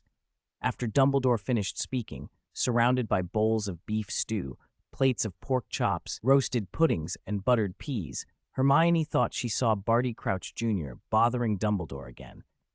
There were no important foreign guests this year, and many students had gone home, so the Great Hall felt a little empty compared with last year. For a scavenger of quiet, though, that suited her perfectly. After a satisfying meal, she rubbed her stomach and left the hall, tucking a few easily handled leftovers into her bag. If Professor Lockhart woke up, he wouldn't mind a taste of the Christmas dinner's afterglow. In the corridor, she overheard fragments of conversation drifting from a trio walking ahead: Barty Crouch Jr., Dumbledore, and McGonagall. Words like powerful curses, damage like Grindelwald's, and only Hogwarts has a way, we must save him, skimmed past her. She didn't linger. Those were the professor's concerns. Madame Pomfrey and Narcissa had both been at the feast and hadn't returned to the hospital wing. There were no other patients. Lockhart lay alone and quiet on his bed, clearly still under the effects of the dreamless sleep potion. He'd been out for more than a day, with no sign of waking. Hermione set the small stack of pies and cupcakes on the cabinet by his bedside and murmured, "Merry Christmas, Professor. I hope you don't sleep through the whole holiday," then turned to go. A cold prickle ran down her spine. She spun around, and to her surprise, Lockhart stood beside the bed. He wasn't conscious. His eyes were unfocused, his gaze fixed on the floor, and his body wavered as if he might collapse. "Professor?" Hermione said softly, taking a step back and loosening her wand in its holster. Patients can be unpredictable when they have an episode. Lockhart suddenly lurched, hands to his head, and then fell to the floor with a cry that tore from him. "Why?" he screamed. Hermione rushed to his side. He jerked his head up and shouted, in a voice that was not entirely his own, "Why disturb my deep slumber?" He clutched at his scalp, his face flushing and contorting. From his eyes, nostrils, mouth, and every crevice of his skull, countless threads of shimmering white light unfurled like filaments of mist. Hermione had barely time to throw up a shield charm before those silver threads washed over her. The world went blinding white. When the light faded, the hospital wing had vanished. She was standing on the surface of endless water. Beneath her feet, the water was impossibly clear and smooth, like a perfect glass. It gave beneath her boots with a firmness that wasn't water, and yet with the sound of soft flowing. Far below, an unfathomable darkness throbbed and spread as if something restless waited there. Above, a pale moon hung in a winter sky, sending down slow, mournful snow. Tiny, distant bells chimed, and the flakes melted where they touched the water. This was not the real world. Hermione hardly needed to think it through. Hogwarts wards were anchored by the stone. Someone couldn't simply apparate into the castle. Her body must still be in the hospital with Lockhart. This place was a mindscape, some form of conjured inner world. The white filaments had a familiar shape. Memory charm shreds, the kind described in the textbooks, extracted memories made into visible strands. A Pensieve could let others live a memory, but what she was in now was darker and messier. Lockhart's loss of control and his speciality in memory charms meant his mind could pull her in. If she wanted out, she would have to start with memory charm work. She had practiced Obliviate and Confundo, but she was no Lockhart. For the moment, she could also wait. Someone would notice she'd vanished. Madame Pomfrey or Narcissa would come back, or Harry and the other professors might find that something had gone wrong. But the time flow here might not match the outside. If Lockhart's control was extreme, she could be trapped and exhausted long before anyone arrived. She walked, the soft plash of water underneath her carrying and echoing through the empty expanse. There was nowhere to go but toward the moon, or down into the darkness beneath the surface. She raised her wand. Obliviate. The spell flew toward the moon and disappeared into the pale light. The moon did not change. It felt distant and unreal, a symbol rather than a thing. Hermione frowned. She couldn't leave a raw memory like this untouched if there was any chance it was hurting Lockhart, but she also didn't want to destroy something in his mind she had no right to touch. "If I can't reach it there, maybe I can reach it here," she murmured, and tapped the water's surface with a gentler memory charm. The effect was immediate and violent, as if she'd pricked a giant sleeping thing. The water erupted, boiling upward in huge columns, and waves radiated outward from the point of impact. Hermione's boots were swept by the surge. She had to quicken a gravity charm to anchor herself and propel upward to avoid being capsized. When she landed a short distance away, two small girls in rags stood where the ripple had started. Their skin was pale, their faces expressionless, their eyes glassy and dead. Hermione's heart sank. The more powerful a mind, the more dangerous its inner demons. Lockhart's memory magic was renowned. Were these two supposed to be his sisters, twisted into guardians of a memory? Before she could decide, the girls blurred and rematerialized, one in front of her and one behind, closing in where she'd stood a moment before. Their movement was a sudden, inhuman convergence, like pincers closing on prey. She barely dodged. If she had stayed, they would have seized her. "Impedimenta!" she cried midair, sending a binding curse meant to halt and entangle them. The ropes and barriers formed by the spell slid straight through them, as if through smoke, then collapsed onto the water like harmless seaweed. The girls were unaffected. "Ghosts?" Hermione said under her breath. She could use spirit fire, the conjured flames that could burn incorporeal things, but it would be risky. In this place, burning these apparitions might be the same as burning what they represented, a part of Lockhart's mind, perhaps even a fragment of his soul. She hesitated, hand tight on her wand, searching for another option. Because they were in the spiritual realm, these two apparitions should have been Lockhart's inner demons. "Calm," Hermione ordered. She raised her left hand. Gentle, pale blue motes of light bloomed from her palm like pollen on a spring breeze. Knight's Resolve, a Carrion royal spell, eased the accumulation of states like trance and madness. It was a niche auxiliary charm, even the tarnished rarely used it, but it was perfect for this moment. Lockhart's mind needed to steady.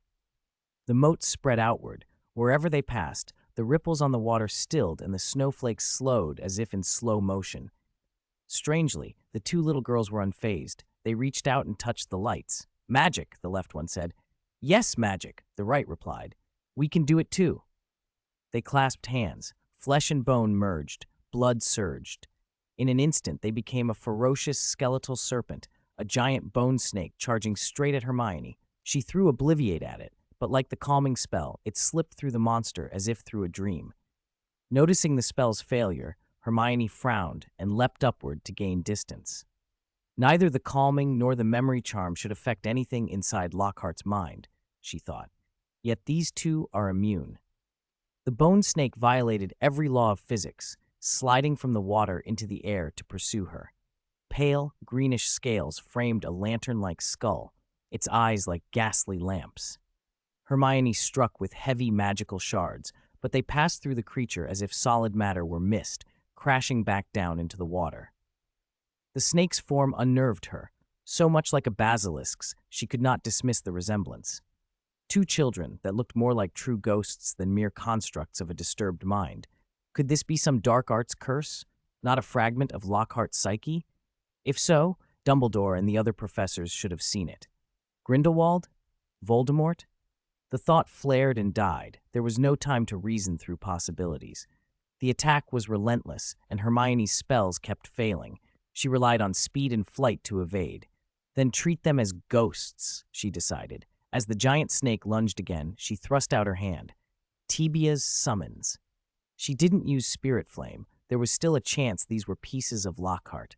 Death magic was not her strong suit, and she didn't want to risk harming a real part of him. The half-formed Tibia's summons caught the creature, pinning it midair. The call of Tibia had a reputation for irresistibly controlling departed souls.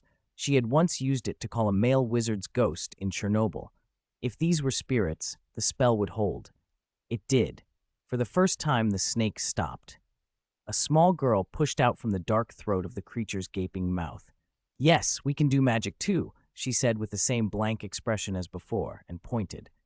A crack of familiar, dark green lightning arced from her fingertip, the killing curse. Hermione had no time to dodge. She reacted instead. Carrion retaliation! At the moment of impact, she cast the barrier that had once saved her at the beginning of her transmigration. A shimmering shield snapped into being and met the green bolt, refracting it into 3 razor-sharp swords pulsing with the essence of death. This time, the transformed killing curse did not pass through. The 3 swords stabbed into the bone snake's eyes and pierced the girl's chest. Time seemed to hang. The creature froze. The girl, looking down at the knife in her chest, managed, "Brother?" And then both she and the snake collapsed into black smoke that slowly dispersed. Hermione dropped down, trembling. She had trained hard for over a year. The carrion retaliation that once had been luck was now reliable. The skeletal behemoth dissolved like a sand sculpture in wind, and as its pieces scattered, something bound within began to show. The black smoke thinned, and trapped in a skeletal cage, a figure slumped forward onto the water. "Professor!" Hermione cried. It was Lockhart. He coughed like a man surfacing from drowning, gasping for air, then opened his eyes. "What a powerful reflective charm," he croaked, struggling to sit up. His throat was dry as if he'd crossed a desert. "It nearly killed me." Hermione knelt beside him.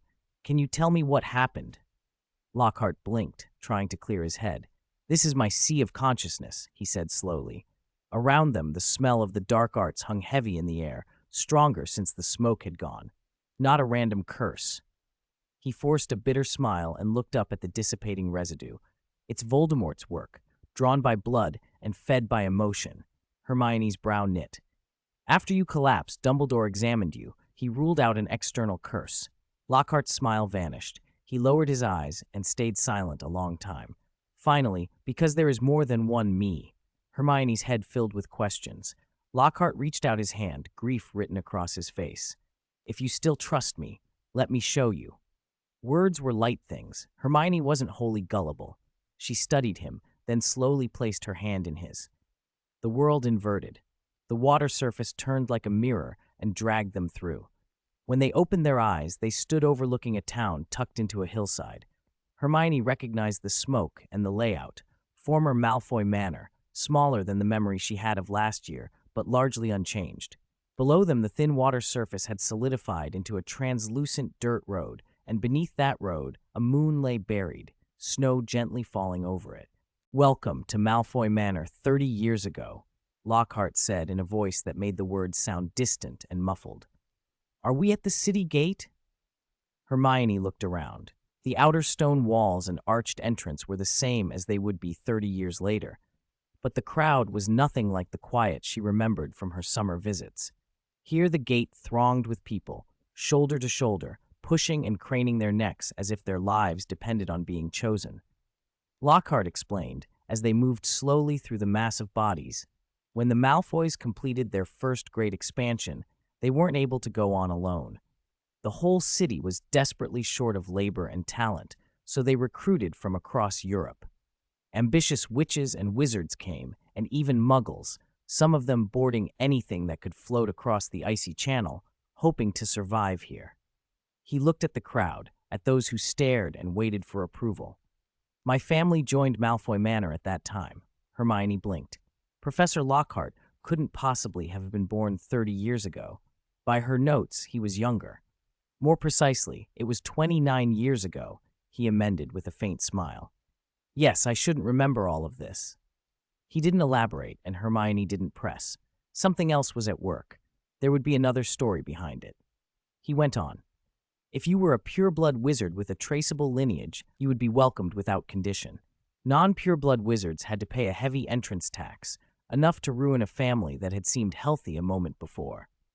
As for Muggles, they could only wait to be chosen. Even as slaves, the masters wanted the strong ones. There were far too many mouths. Even if potion makers worked overtime to brew expansion draughts, the food would never stretch that far. Many people were bound to be left outside the walls. Hermione watched the selections. Well-dressed wizards with a thin curl of disdain carried small, ornate trunks of belongings that could fill a square. The Muggles shrank back, clothed in rags, gaunt, many with scars or deformities. The bakeries inside exhaled hot, sweet smells that seemed to mesmerize the crowd.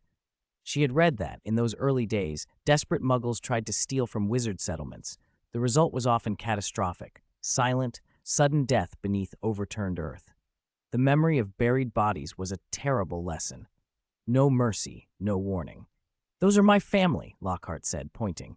A young couple stood at the inspector's table. The wife held two small, healthy infants, naked except for their squirming bodies. The man kept his head bowed, making himself as small as he could. The inspector, a superior-faced wizard, stared at the woman as if disgusted. "A witch? How did she marry a Muggle?" he muttered, and swept his wand over her as if testing her for some hidden quality. "Surname? Pure blood?" he demanded. Mrs. Lockhart tried to steady herself. She flicked her wand and changed the color of her dress with a quick, practiced movement. "Not pure blood," she said, keeping her voice level. "But I am a witch. That should be enough to let us in, shouldn't it?" Mr. Lockhart, handsome in a way that made several passing witches glance, stood behind her holding the two infants. The inspector snorted. "That won't be cheap." He tapped the family's trunk, and the handful of coins, potion vials, and coarse magical trinkets they had brought tumbled out. He examined them one by one.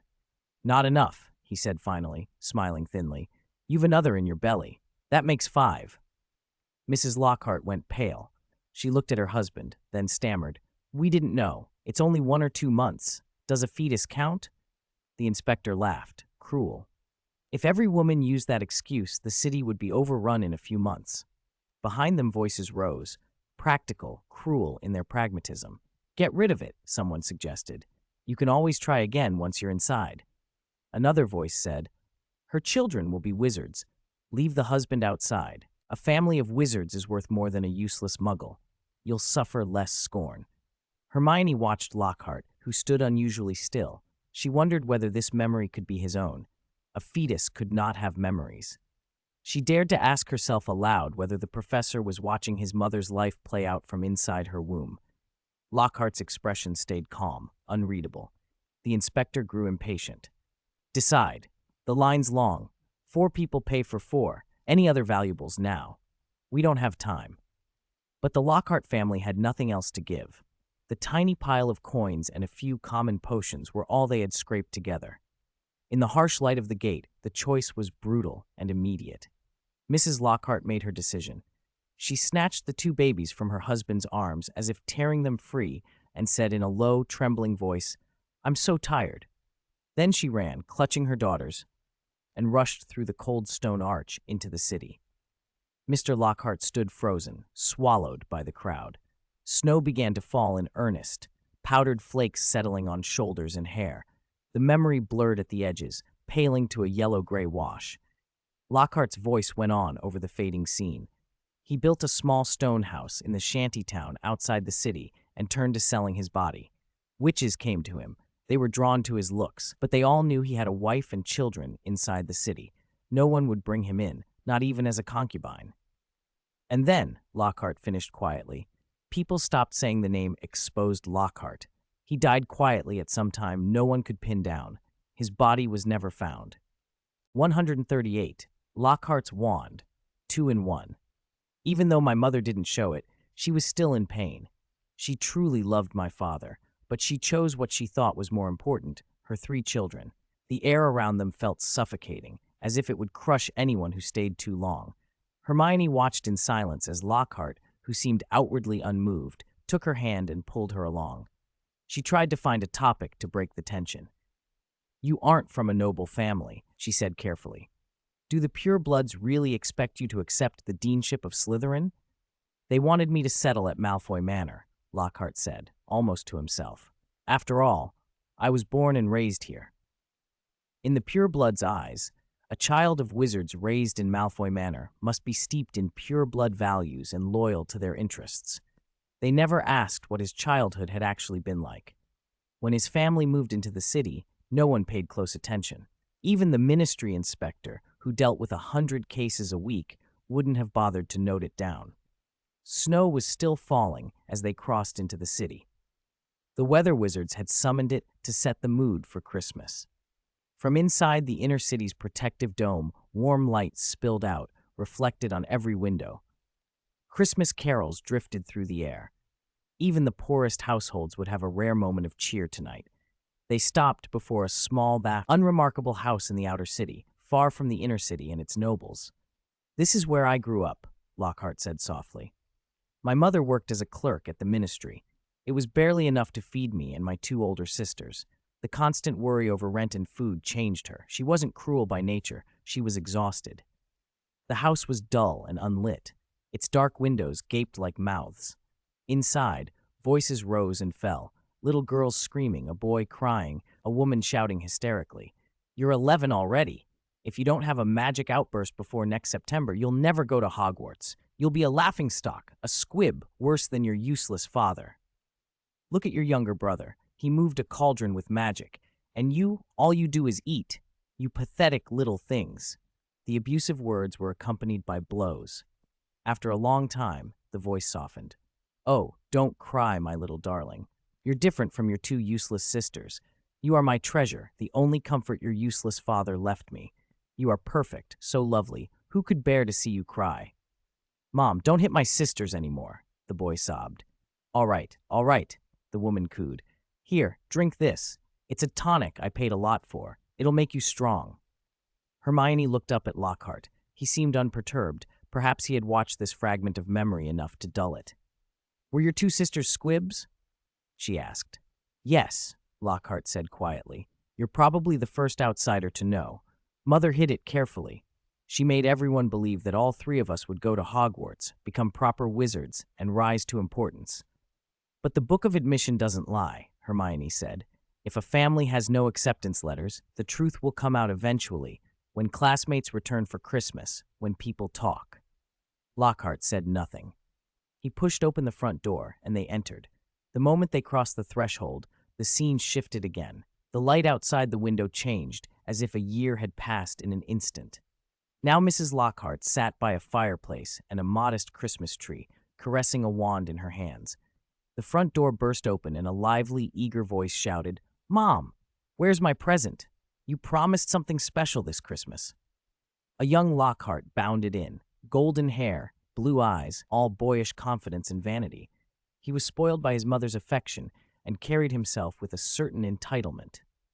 "Come here, my darling, look," Mrs. Lockhart said, doting. "It's a wand." The boy gasped, waving the wand experimentally. Fireworks burst from its tip. "My son is a genius," his mother laughed. "Even an Ollivander piece isn't used well by everyone. This one was made ready for you." The boy stroked the gilded patterns on the handle.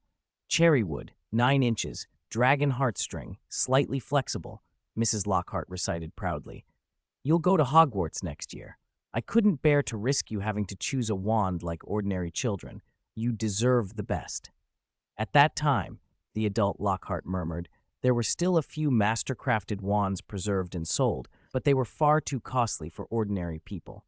Only nobles could usually afford them. Most wizard children went through wand selection. Hermione whispered, "Your mother must have paid a fortune for that." Little Lockhart asked where his sisters were. Mrs. Lockhart's expression suddenly hardened. "Remember," she said in a cold tone, "you no longer have sisters."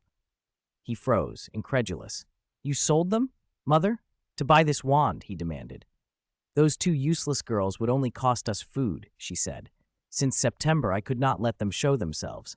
2 children past 11 from a wizard family who turned out to be squibs would be a disgrace. Better to give you, my treasure, a wand worthy of you."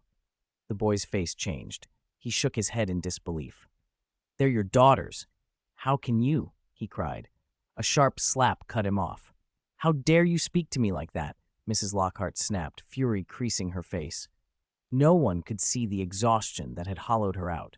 Little Lockhart, spoiled and unused to punishment, was more shocked than hurt. "You don't deserve to call me mother," he shouted. In a fit of rage, he snapped the precious wand in two and ran from the house. Hermione already knew what came next, but she followed Lockhart anyway as he trailed the boy into the freezing night. The cobbles blurred, and the scenes sped by like a reel. It was another Christmas. Every house was lit. Performances from the inner city echoed faintly, and snow fell. Little Lockhart ran until he collapsed on a deserted street near a huge house that loomed like a monster in the night. He didn't know where he was or why he'd come here, but something had drawn him. "That was the last time I saw my sisters," the adult Lockhart said quietly. Through the dark windows, two small, battered figures had appeared. They seemed about to call out, but in an instant, they were dragged into shadow by an unseen force. Footsteps approached, heavy, sickening sounds like bones being crushed. Little Lockhart wanted to run in to save them, but fear rooted him to the spot. The crunching came closer, then receded. He ran. Later he learned that the Green Flame Party had methods to transport basilisks into Malfoy Manor. At the time, he only thought it was a Death Eater stronghold. They might not have killed his sisters then, but their presence had been discovered, and the abducted children moved quickly. By the time he returned after his studies, the house was empty. Lockhart's voice turned bitter. Voldemort wanted young wizards. If my two sisters had been squibs. He laughed, but there was no warmth in it. My mother was a better liar than any of us realized. Even the Death Eaters probably didn't expect a mother so desperate she would dare to deceive them with two squib girls. They followed little Lockhart back to the small house. Inside, it was unnervingly quiet. The child had expected his mother's screaming, but there was only a chilling silence. In the kitchen, they found Mrs. Lockhart, trembling, facing away. Blood ran across the countertop and down to the floor. "Mom, what are you doing?" the boy cried. She turned. Her left hand was severed. Her mouth was a ruin of blood. She looked like something deranged, clutching a cleanly stripped arm bone in her intact right hand and impossibly a bloody, mutilated tongue in her palm. She lunged, forcing both into her son's arms, pinning him down. White filaments of magic shot from her head and coiled into his. A voice as vast as an echo filled the space. It was his mother's voice inside his mind. "The Master Wand is broken," she whispered into him through whatever magic she could muster. "There's another way. An arm bone and a tongue willingly given by kin, bound with blood, can make the finest wand." She pressed him down as she poured everything into him. Under surging magic, their blood soaked the floor and spread through the memory. Her hand and tongue merged and twisted into a wand for him. "You are my son. I gave everything for you. You deserve the best," she ranted. "You have to know how much I sacrificed for you. I am your mother. You must understand." A flood of memories, her justifications, her pain, poured into the boy. He struggled, in fear and in agony, as the spell seared into him. Her blood stained everything and consumed the memory space until all that remained was a vivid, bleeding red. Hermione understood then why Lockhart sometimes remembered things from before he was born. His mother had left him a living, burning scar, a memory grafted into his mind by sacrifice and madness. When she finally looked back at them, the professor was staring at the small wand floating in his hand. It was exactly as Hermione had seen it before. The outer wood flaking away, revealing a pale, gleaming bone core, streaked with faint red, like dried blood and like tears. "Because of poverty," Lockhart said, "Mother couldn't afford potions to regrow her tongue or hand properly. She tried wild herbs and crude brews. Some parts of her arm did regrow, but crooked and deformed. Her skin was ruined by lesions. Her tongue became a tumor. She lost her normal speech." He did not say what happened after, how the Ministry or Malfoy Manor would have reacted to a disfigured woman who had worked at the Ministry. Hermione imagined the sneers and the dismissals. Now more than ever, she saw the monster that lived inside Professor Lockhart. The ache he carried every day, every joyous holiday that reminded him of what was taken from him. 139. Snow Moon. "Sometimes I wonder, if I hadn't smashed that wand in a rage back then, would I not have had to endure all this?" Lockhart's voice was light, hollow as a puppet's. "I never went back to Malfoy Manor after I started at Hogwarts." He spoke as if reciting, each sentence measured. "Every Christmas I took a measured dose of draught of living death and slept through most of the holidays in dreams. In the summers I signed up for study tours with various professors. I couldn't face a mother like that, even though I held her hand all the time. Hermione felt a wave of nausea. She only had to imagine herself in his place for a moment to know the suffocating pressure, the choking memories. How hard must one be to confront that wand, to confront everything it brought up? And I wasn't lying about my first year, Lockhart went on. I really did wet my robes because of a snake my opponent conjured. That snake might have killed his sisters. It haunted his sleep. When I was sorted, the hat wanted Ravenclaw. It said it valued my intelligence more, but at the last moment it hesitated for a very long time. It said that perhaps, more than wisdom, a heart that sought glory could save me. Hermione could picture the Sorting Hat's pause. It had seen too many children to choose rashly and tried to give each the best path. It had hesitated over Lockhart, perhaps hoping that glory would heal him, or believing that only a Slytherin who followed his own course could avoid being devoured by the past. I buried myself in study, he said, trying to focus on coursework, but the nightmares never left. Every spell, every flick of his wand carried those fears like a shadow. By 5th year, having learned the memory charm, I decided to do something about it. He spoke with a flat detachment. Perhaps I had a talent for it. In a single Christmas holiday, I fashioned a counterfeit self, powerful, confident, righteous, brilliant. He pointed at himself. This is the me you see. For a moment, the man opposite her seemed to peel away. The exterior became almost translucent, silk-like threads flowing within him that formed what passed for a person. Hermione had assumed Lockhart had split his personality and showed only the better half. She hadn't expected him to have sealed the true self entirely and constructed a flawless facade instead. Perhaps the cowardly, timid, failing, reckless original left no part worth keeping, or perhaps the original had been consumed entirely by pain, leaving nothing to sustain even a split-off persona. So he built a perfectly competent outsider, unable to truly feel that pain, but strong enough to contain it. Then where's the real you? Hermione asked. The false Lockhart's features slid back to normal. With a lazy wave of his wand, the blood-red haze around them washed away like rain. They rose from the dark into a pale surface of light. Lockhart led her toward the moon. It hung impossibly close now, growing larger with each step until it resolved into a vast, shimmering orb. Layer upon layer of veil-like curtains clung to it. Hermione looked down and saw her own reflection high above a boundless water surface that became a great mirror of pale light. The translucent curtains drifted and fell apart. Their fragments turned to snowflakes that drifted downward. Only when she was near did she realize these veils were nothing less than intricate memory charms, their snowflakes dissolving into water that swallowed and sequestered memories deep below the surface. They passed through curtain after curtain until they reached the center of the moon, a giant, glowing egg of light. Within it, curled like a sleeping infant, lay an exact copy of Lockhart. Even in the deep, dreamless sleep induced by the charms, the true Lockhart's face was full of sorrow and weariness, so unlike the radiant self who prowled the world outside. Voldemort's curse is powerful, Lockhart explained. After it invaded me, it would have dragged me into endless terror, driven me mad until I died. But the true me is hidden and dormant. The curse trapped only the false me. You can't kill a created persona the way you can kill a soul, and because the false self restrained the curse, it couldn't locate the true soul. When the false self receded, the true personality manifested and took over the body. So when other professors examined me, they found me apparently healthy, merely sleeping. At last Hermione understood why Lockhart had lain in a deep sleep and why no sign of a curse had been found. But Hogwarts wards are strong, she said.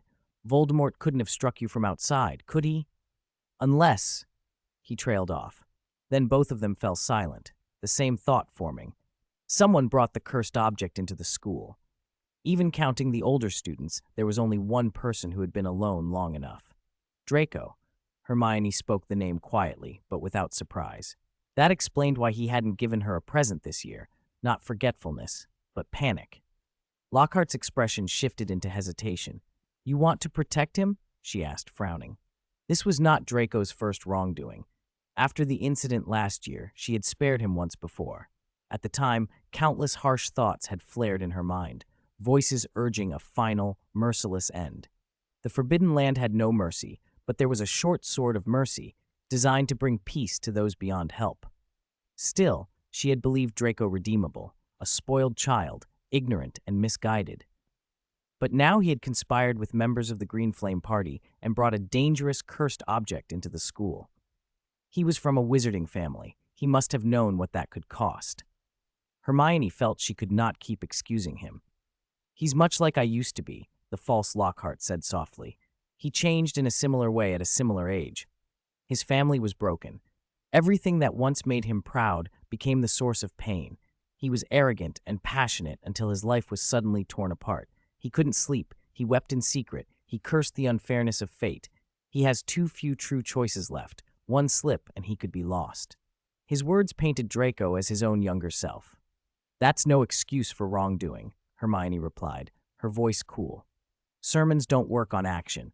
Broken bones are the best textbooks." Lockhart's plea returned, small and bitter. "Let me think about it, Hermione. Don't tell the other professors yet. Let this be between us." She didn't agree, but she didn't argue further. She changed the subject. "What happens next?" Lockhart cast a long look at the sleeping original in the egg of light. "Because you broke the curse, I'm freed in a sense. I'll be able to release you unharmed before long, and I'll continue my work as a flawless defense against the dark arts professor." He hesitated, "But I still need to find that cursed object. Even though you neutralized it, part of my sister's essence must still be bound to it. I cannot leave that." "So the real you will keep sleeping? Keep the lie?" Hermione asked. "If I'm not mistaken, that must hurt you too." He fell silent. Hermione watched the peaceful face of the true Lockhart, neither fully moved nor indifferent. Though the curse had been broken, he would likely need several days' rest. For now, at least, the immediate danger had passed. 140. Oracle Bubble. When Hermione returned to the school hospital, it felt as if only a few minutes had passed. The room was quiet to the point of being oppressive. She helped Lockhart back onto the bed. "You should rest," she said. "I'll find that cursed object first." She nodded toward the untouched pie on the bedside table. "And don't forget the Christmas feast." "Thank you, Hermione," Lockhart croaked in a dry, hoarse voice. Hermione left the hospital with a rush of anger she had trouble controlling. If she could, she thought, she would drag Draco out and thump some sense into him. Did he have to cause trouble every year? But for now, the priority was locating the cursed object. Hermione had managed to suppress its power once, but who was to say it would not recover and attack again? In a castle as large as Hogwarts, where did one even begin to look? She briefly considered the blunt solution, drag Draco in and interrogate him under Veritaserum, but Lockhart's performative righteousness would never allow such a thing. He was too cautious. Her thoughts returned to the Sky Eye.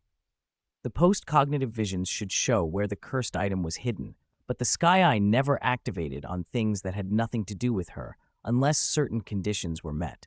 She glanced down at the bracelet braided from Vila hair on her wrist.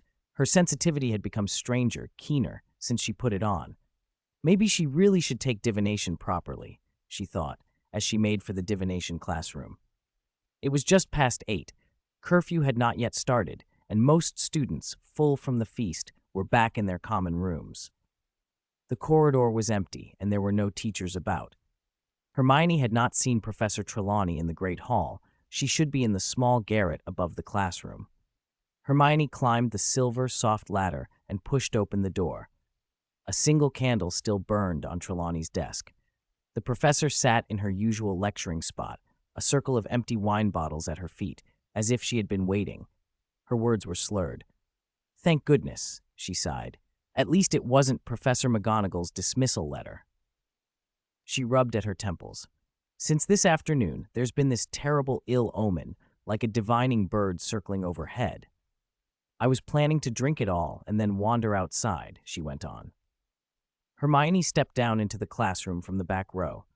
"Am I that frightening, Professor?" she asked.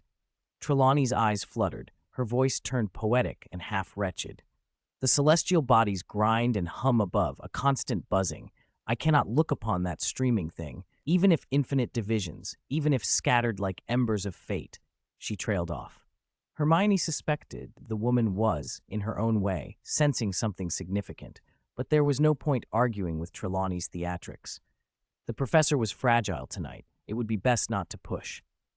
"I need help, Professor," Hermione said in a soft, even tone. "Someone has brought something dangerous into the school. I need to find it." She left out Draco and implicitly agreed with Lockhart's approach. "Oh, use your vision," Trelawney said after a moment. "But you can't force it, can you?" She shifted slightly, and a sprinkling of gray sand seemed to fall from her eyelids and scatter across the floor. "We play hide-and-seek with fate," she murmured. "It lifts its skirts to let you see what you think is true, but sometimes it is only a crow on the sill. You must serve fate and not displease it, or it will take endless revenge." Hermione pulled a chair up and sat in front of the professor. "Could you at least give me some guidance, practical methods, instead of lamentations about fate?" Trelawney blinked with her cloth-bound eyes. "Normally, the Sky Eye triggers only when your own safety is at risk, or when you touch an object that is tied to the thing you seek." Hermione nodded. She had already tested both points. The riot Lucius instigated had put her in danger, and the Sky Eye had warned her.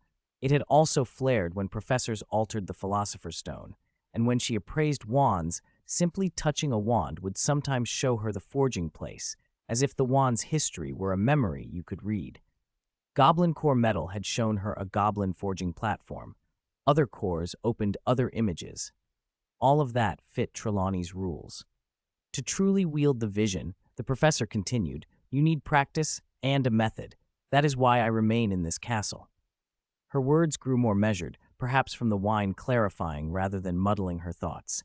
But I cannot teach you. Hermione's hope sank a little, but it was not surprising. Trelawney's gift, she said, was of a different kind. My family, our talent, this is fate's gift. We see what is yet to come. Tea leaves, crystal balls, tarot, they are all tools to open the eyes of fools. They differ in shape, but not in essence. Trelawney's clarity deepened, as if the wine had steadied the trembling edge of her vision. You are different, Miss Granger. You are a post-cognizant.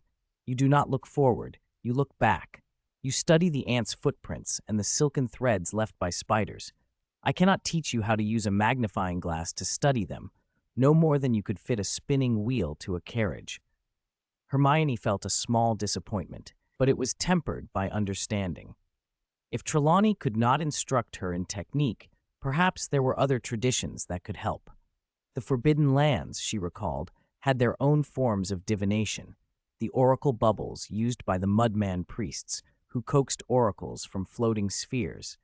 There were also the Finger Witches, who read patterns in fingers and guided the tarnished according to the two fingers' dictates. The most famous finger reader was Granny Enya of the Round Table Hold, who interpreted the two fingers' will and led tarnished to become Elden Lords.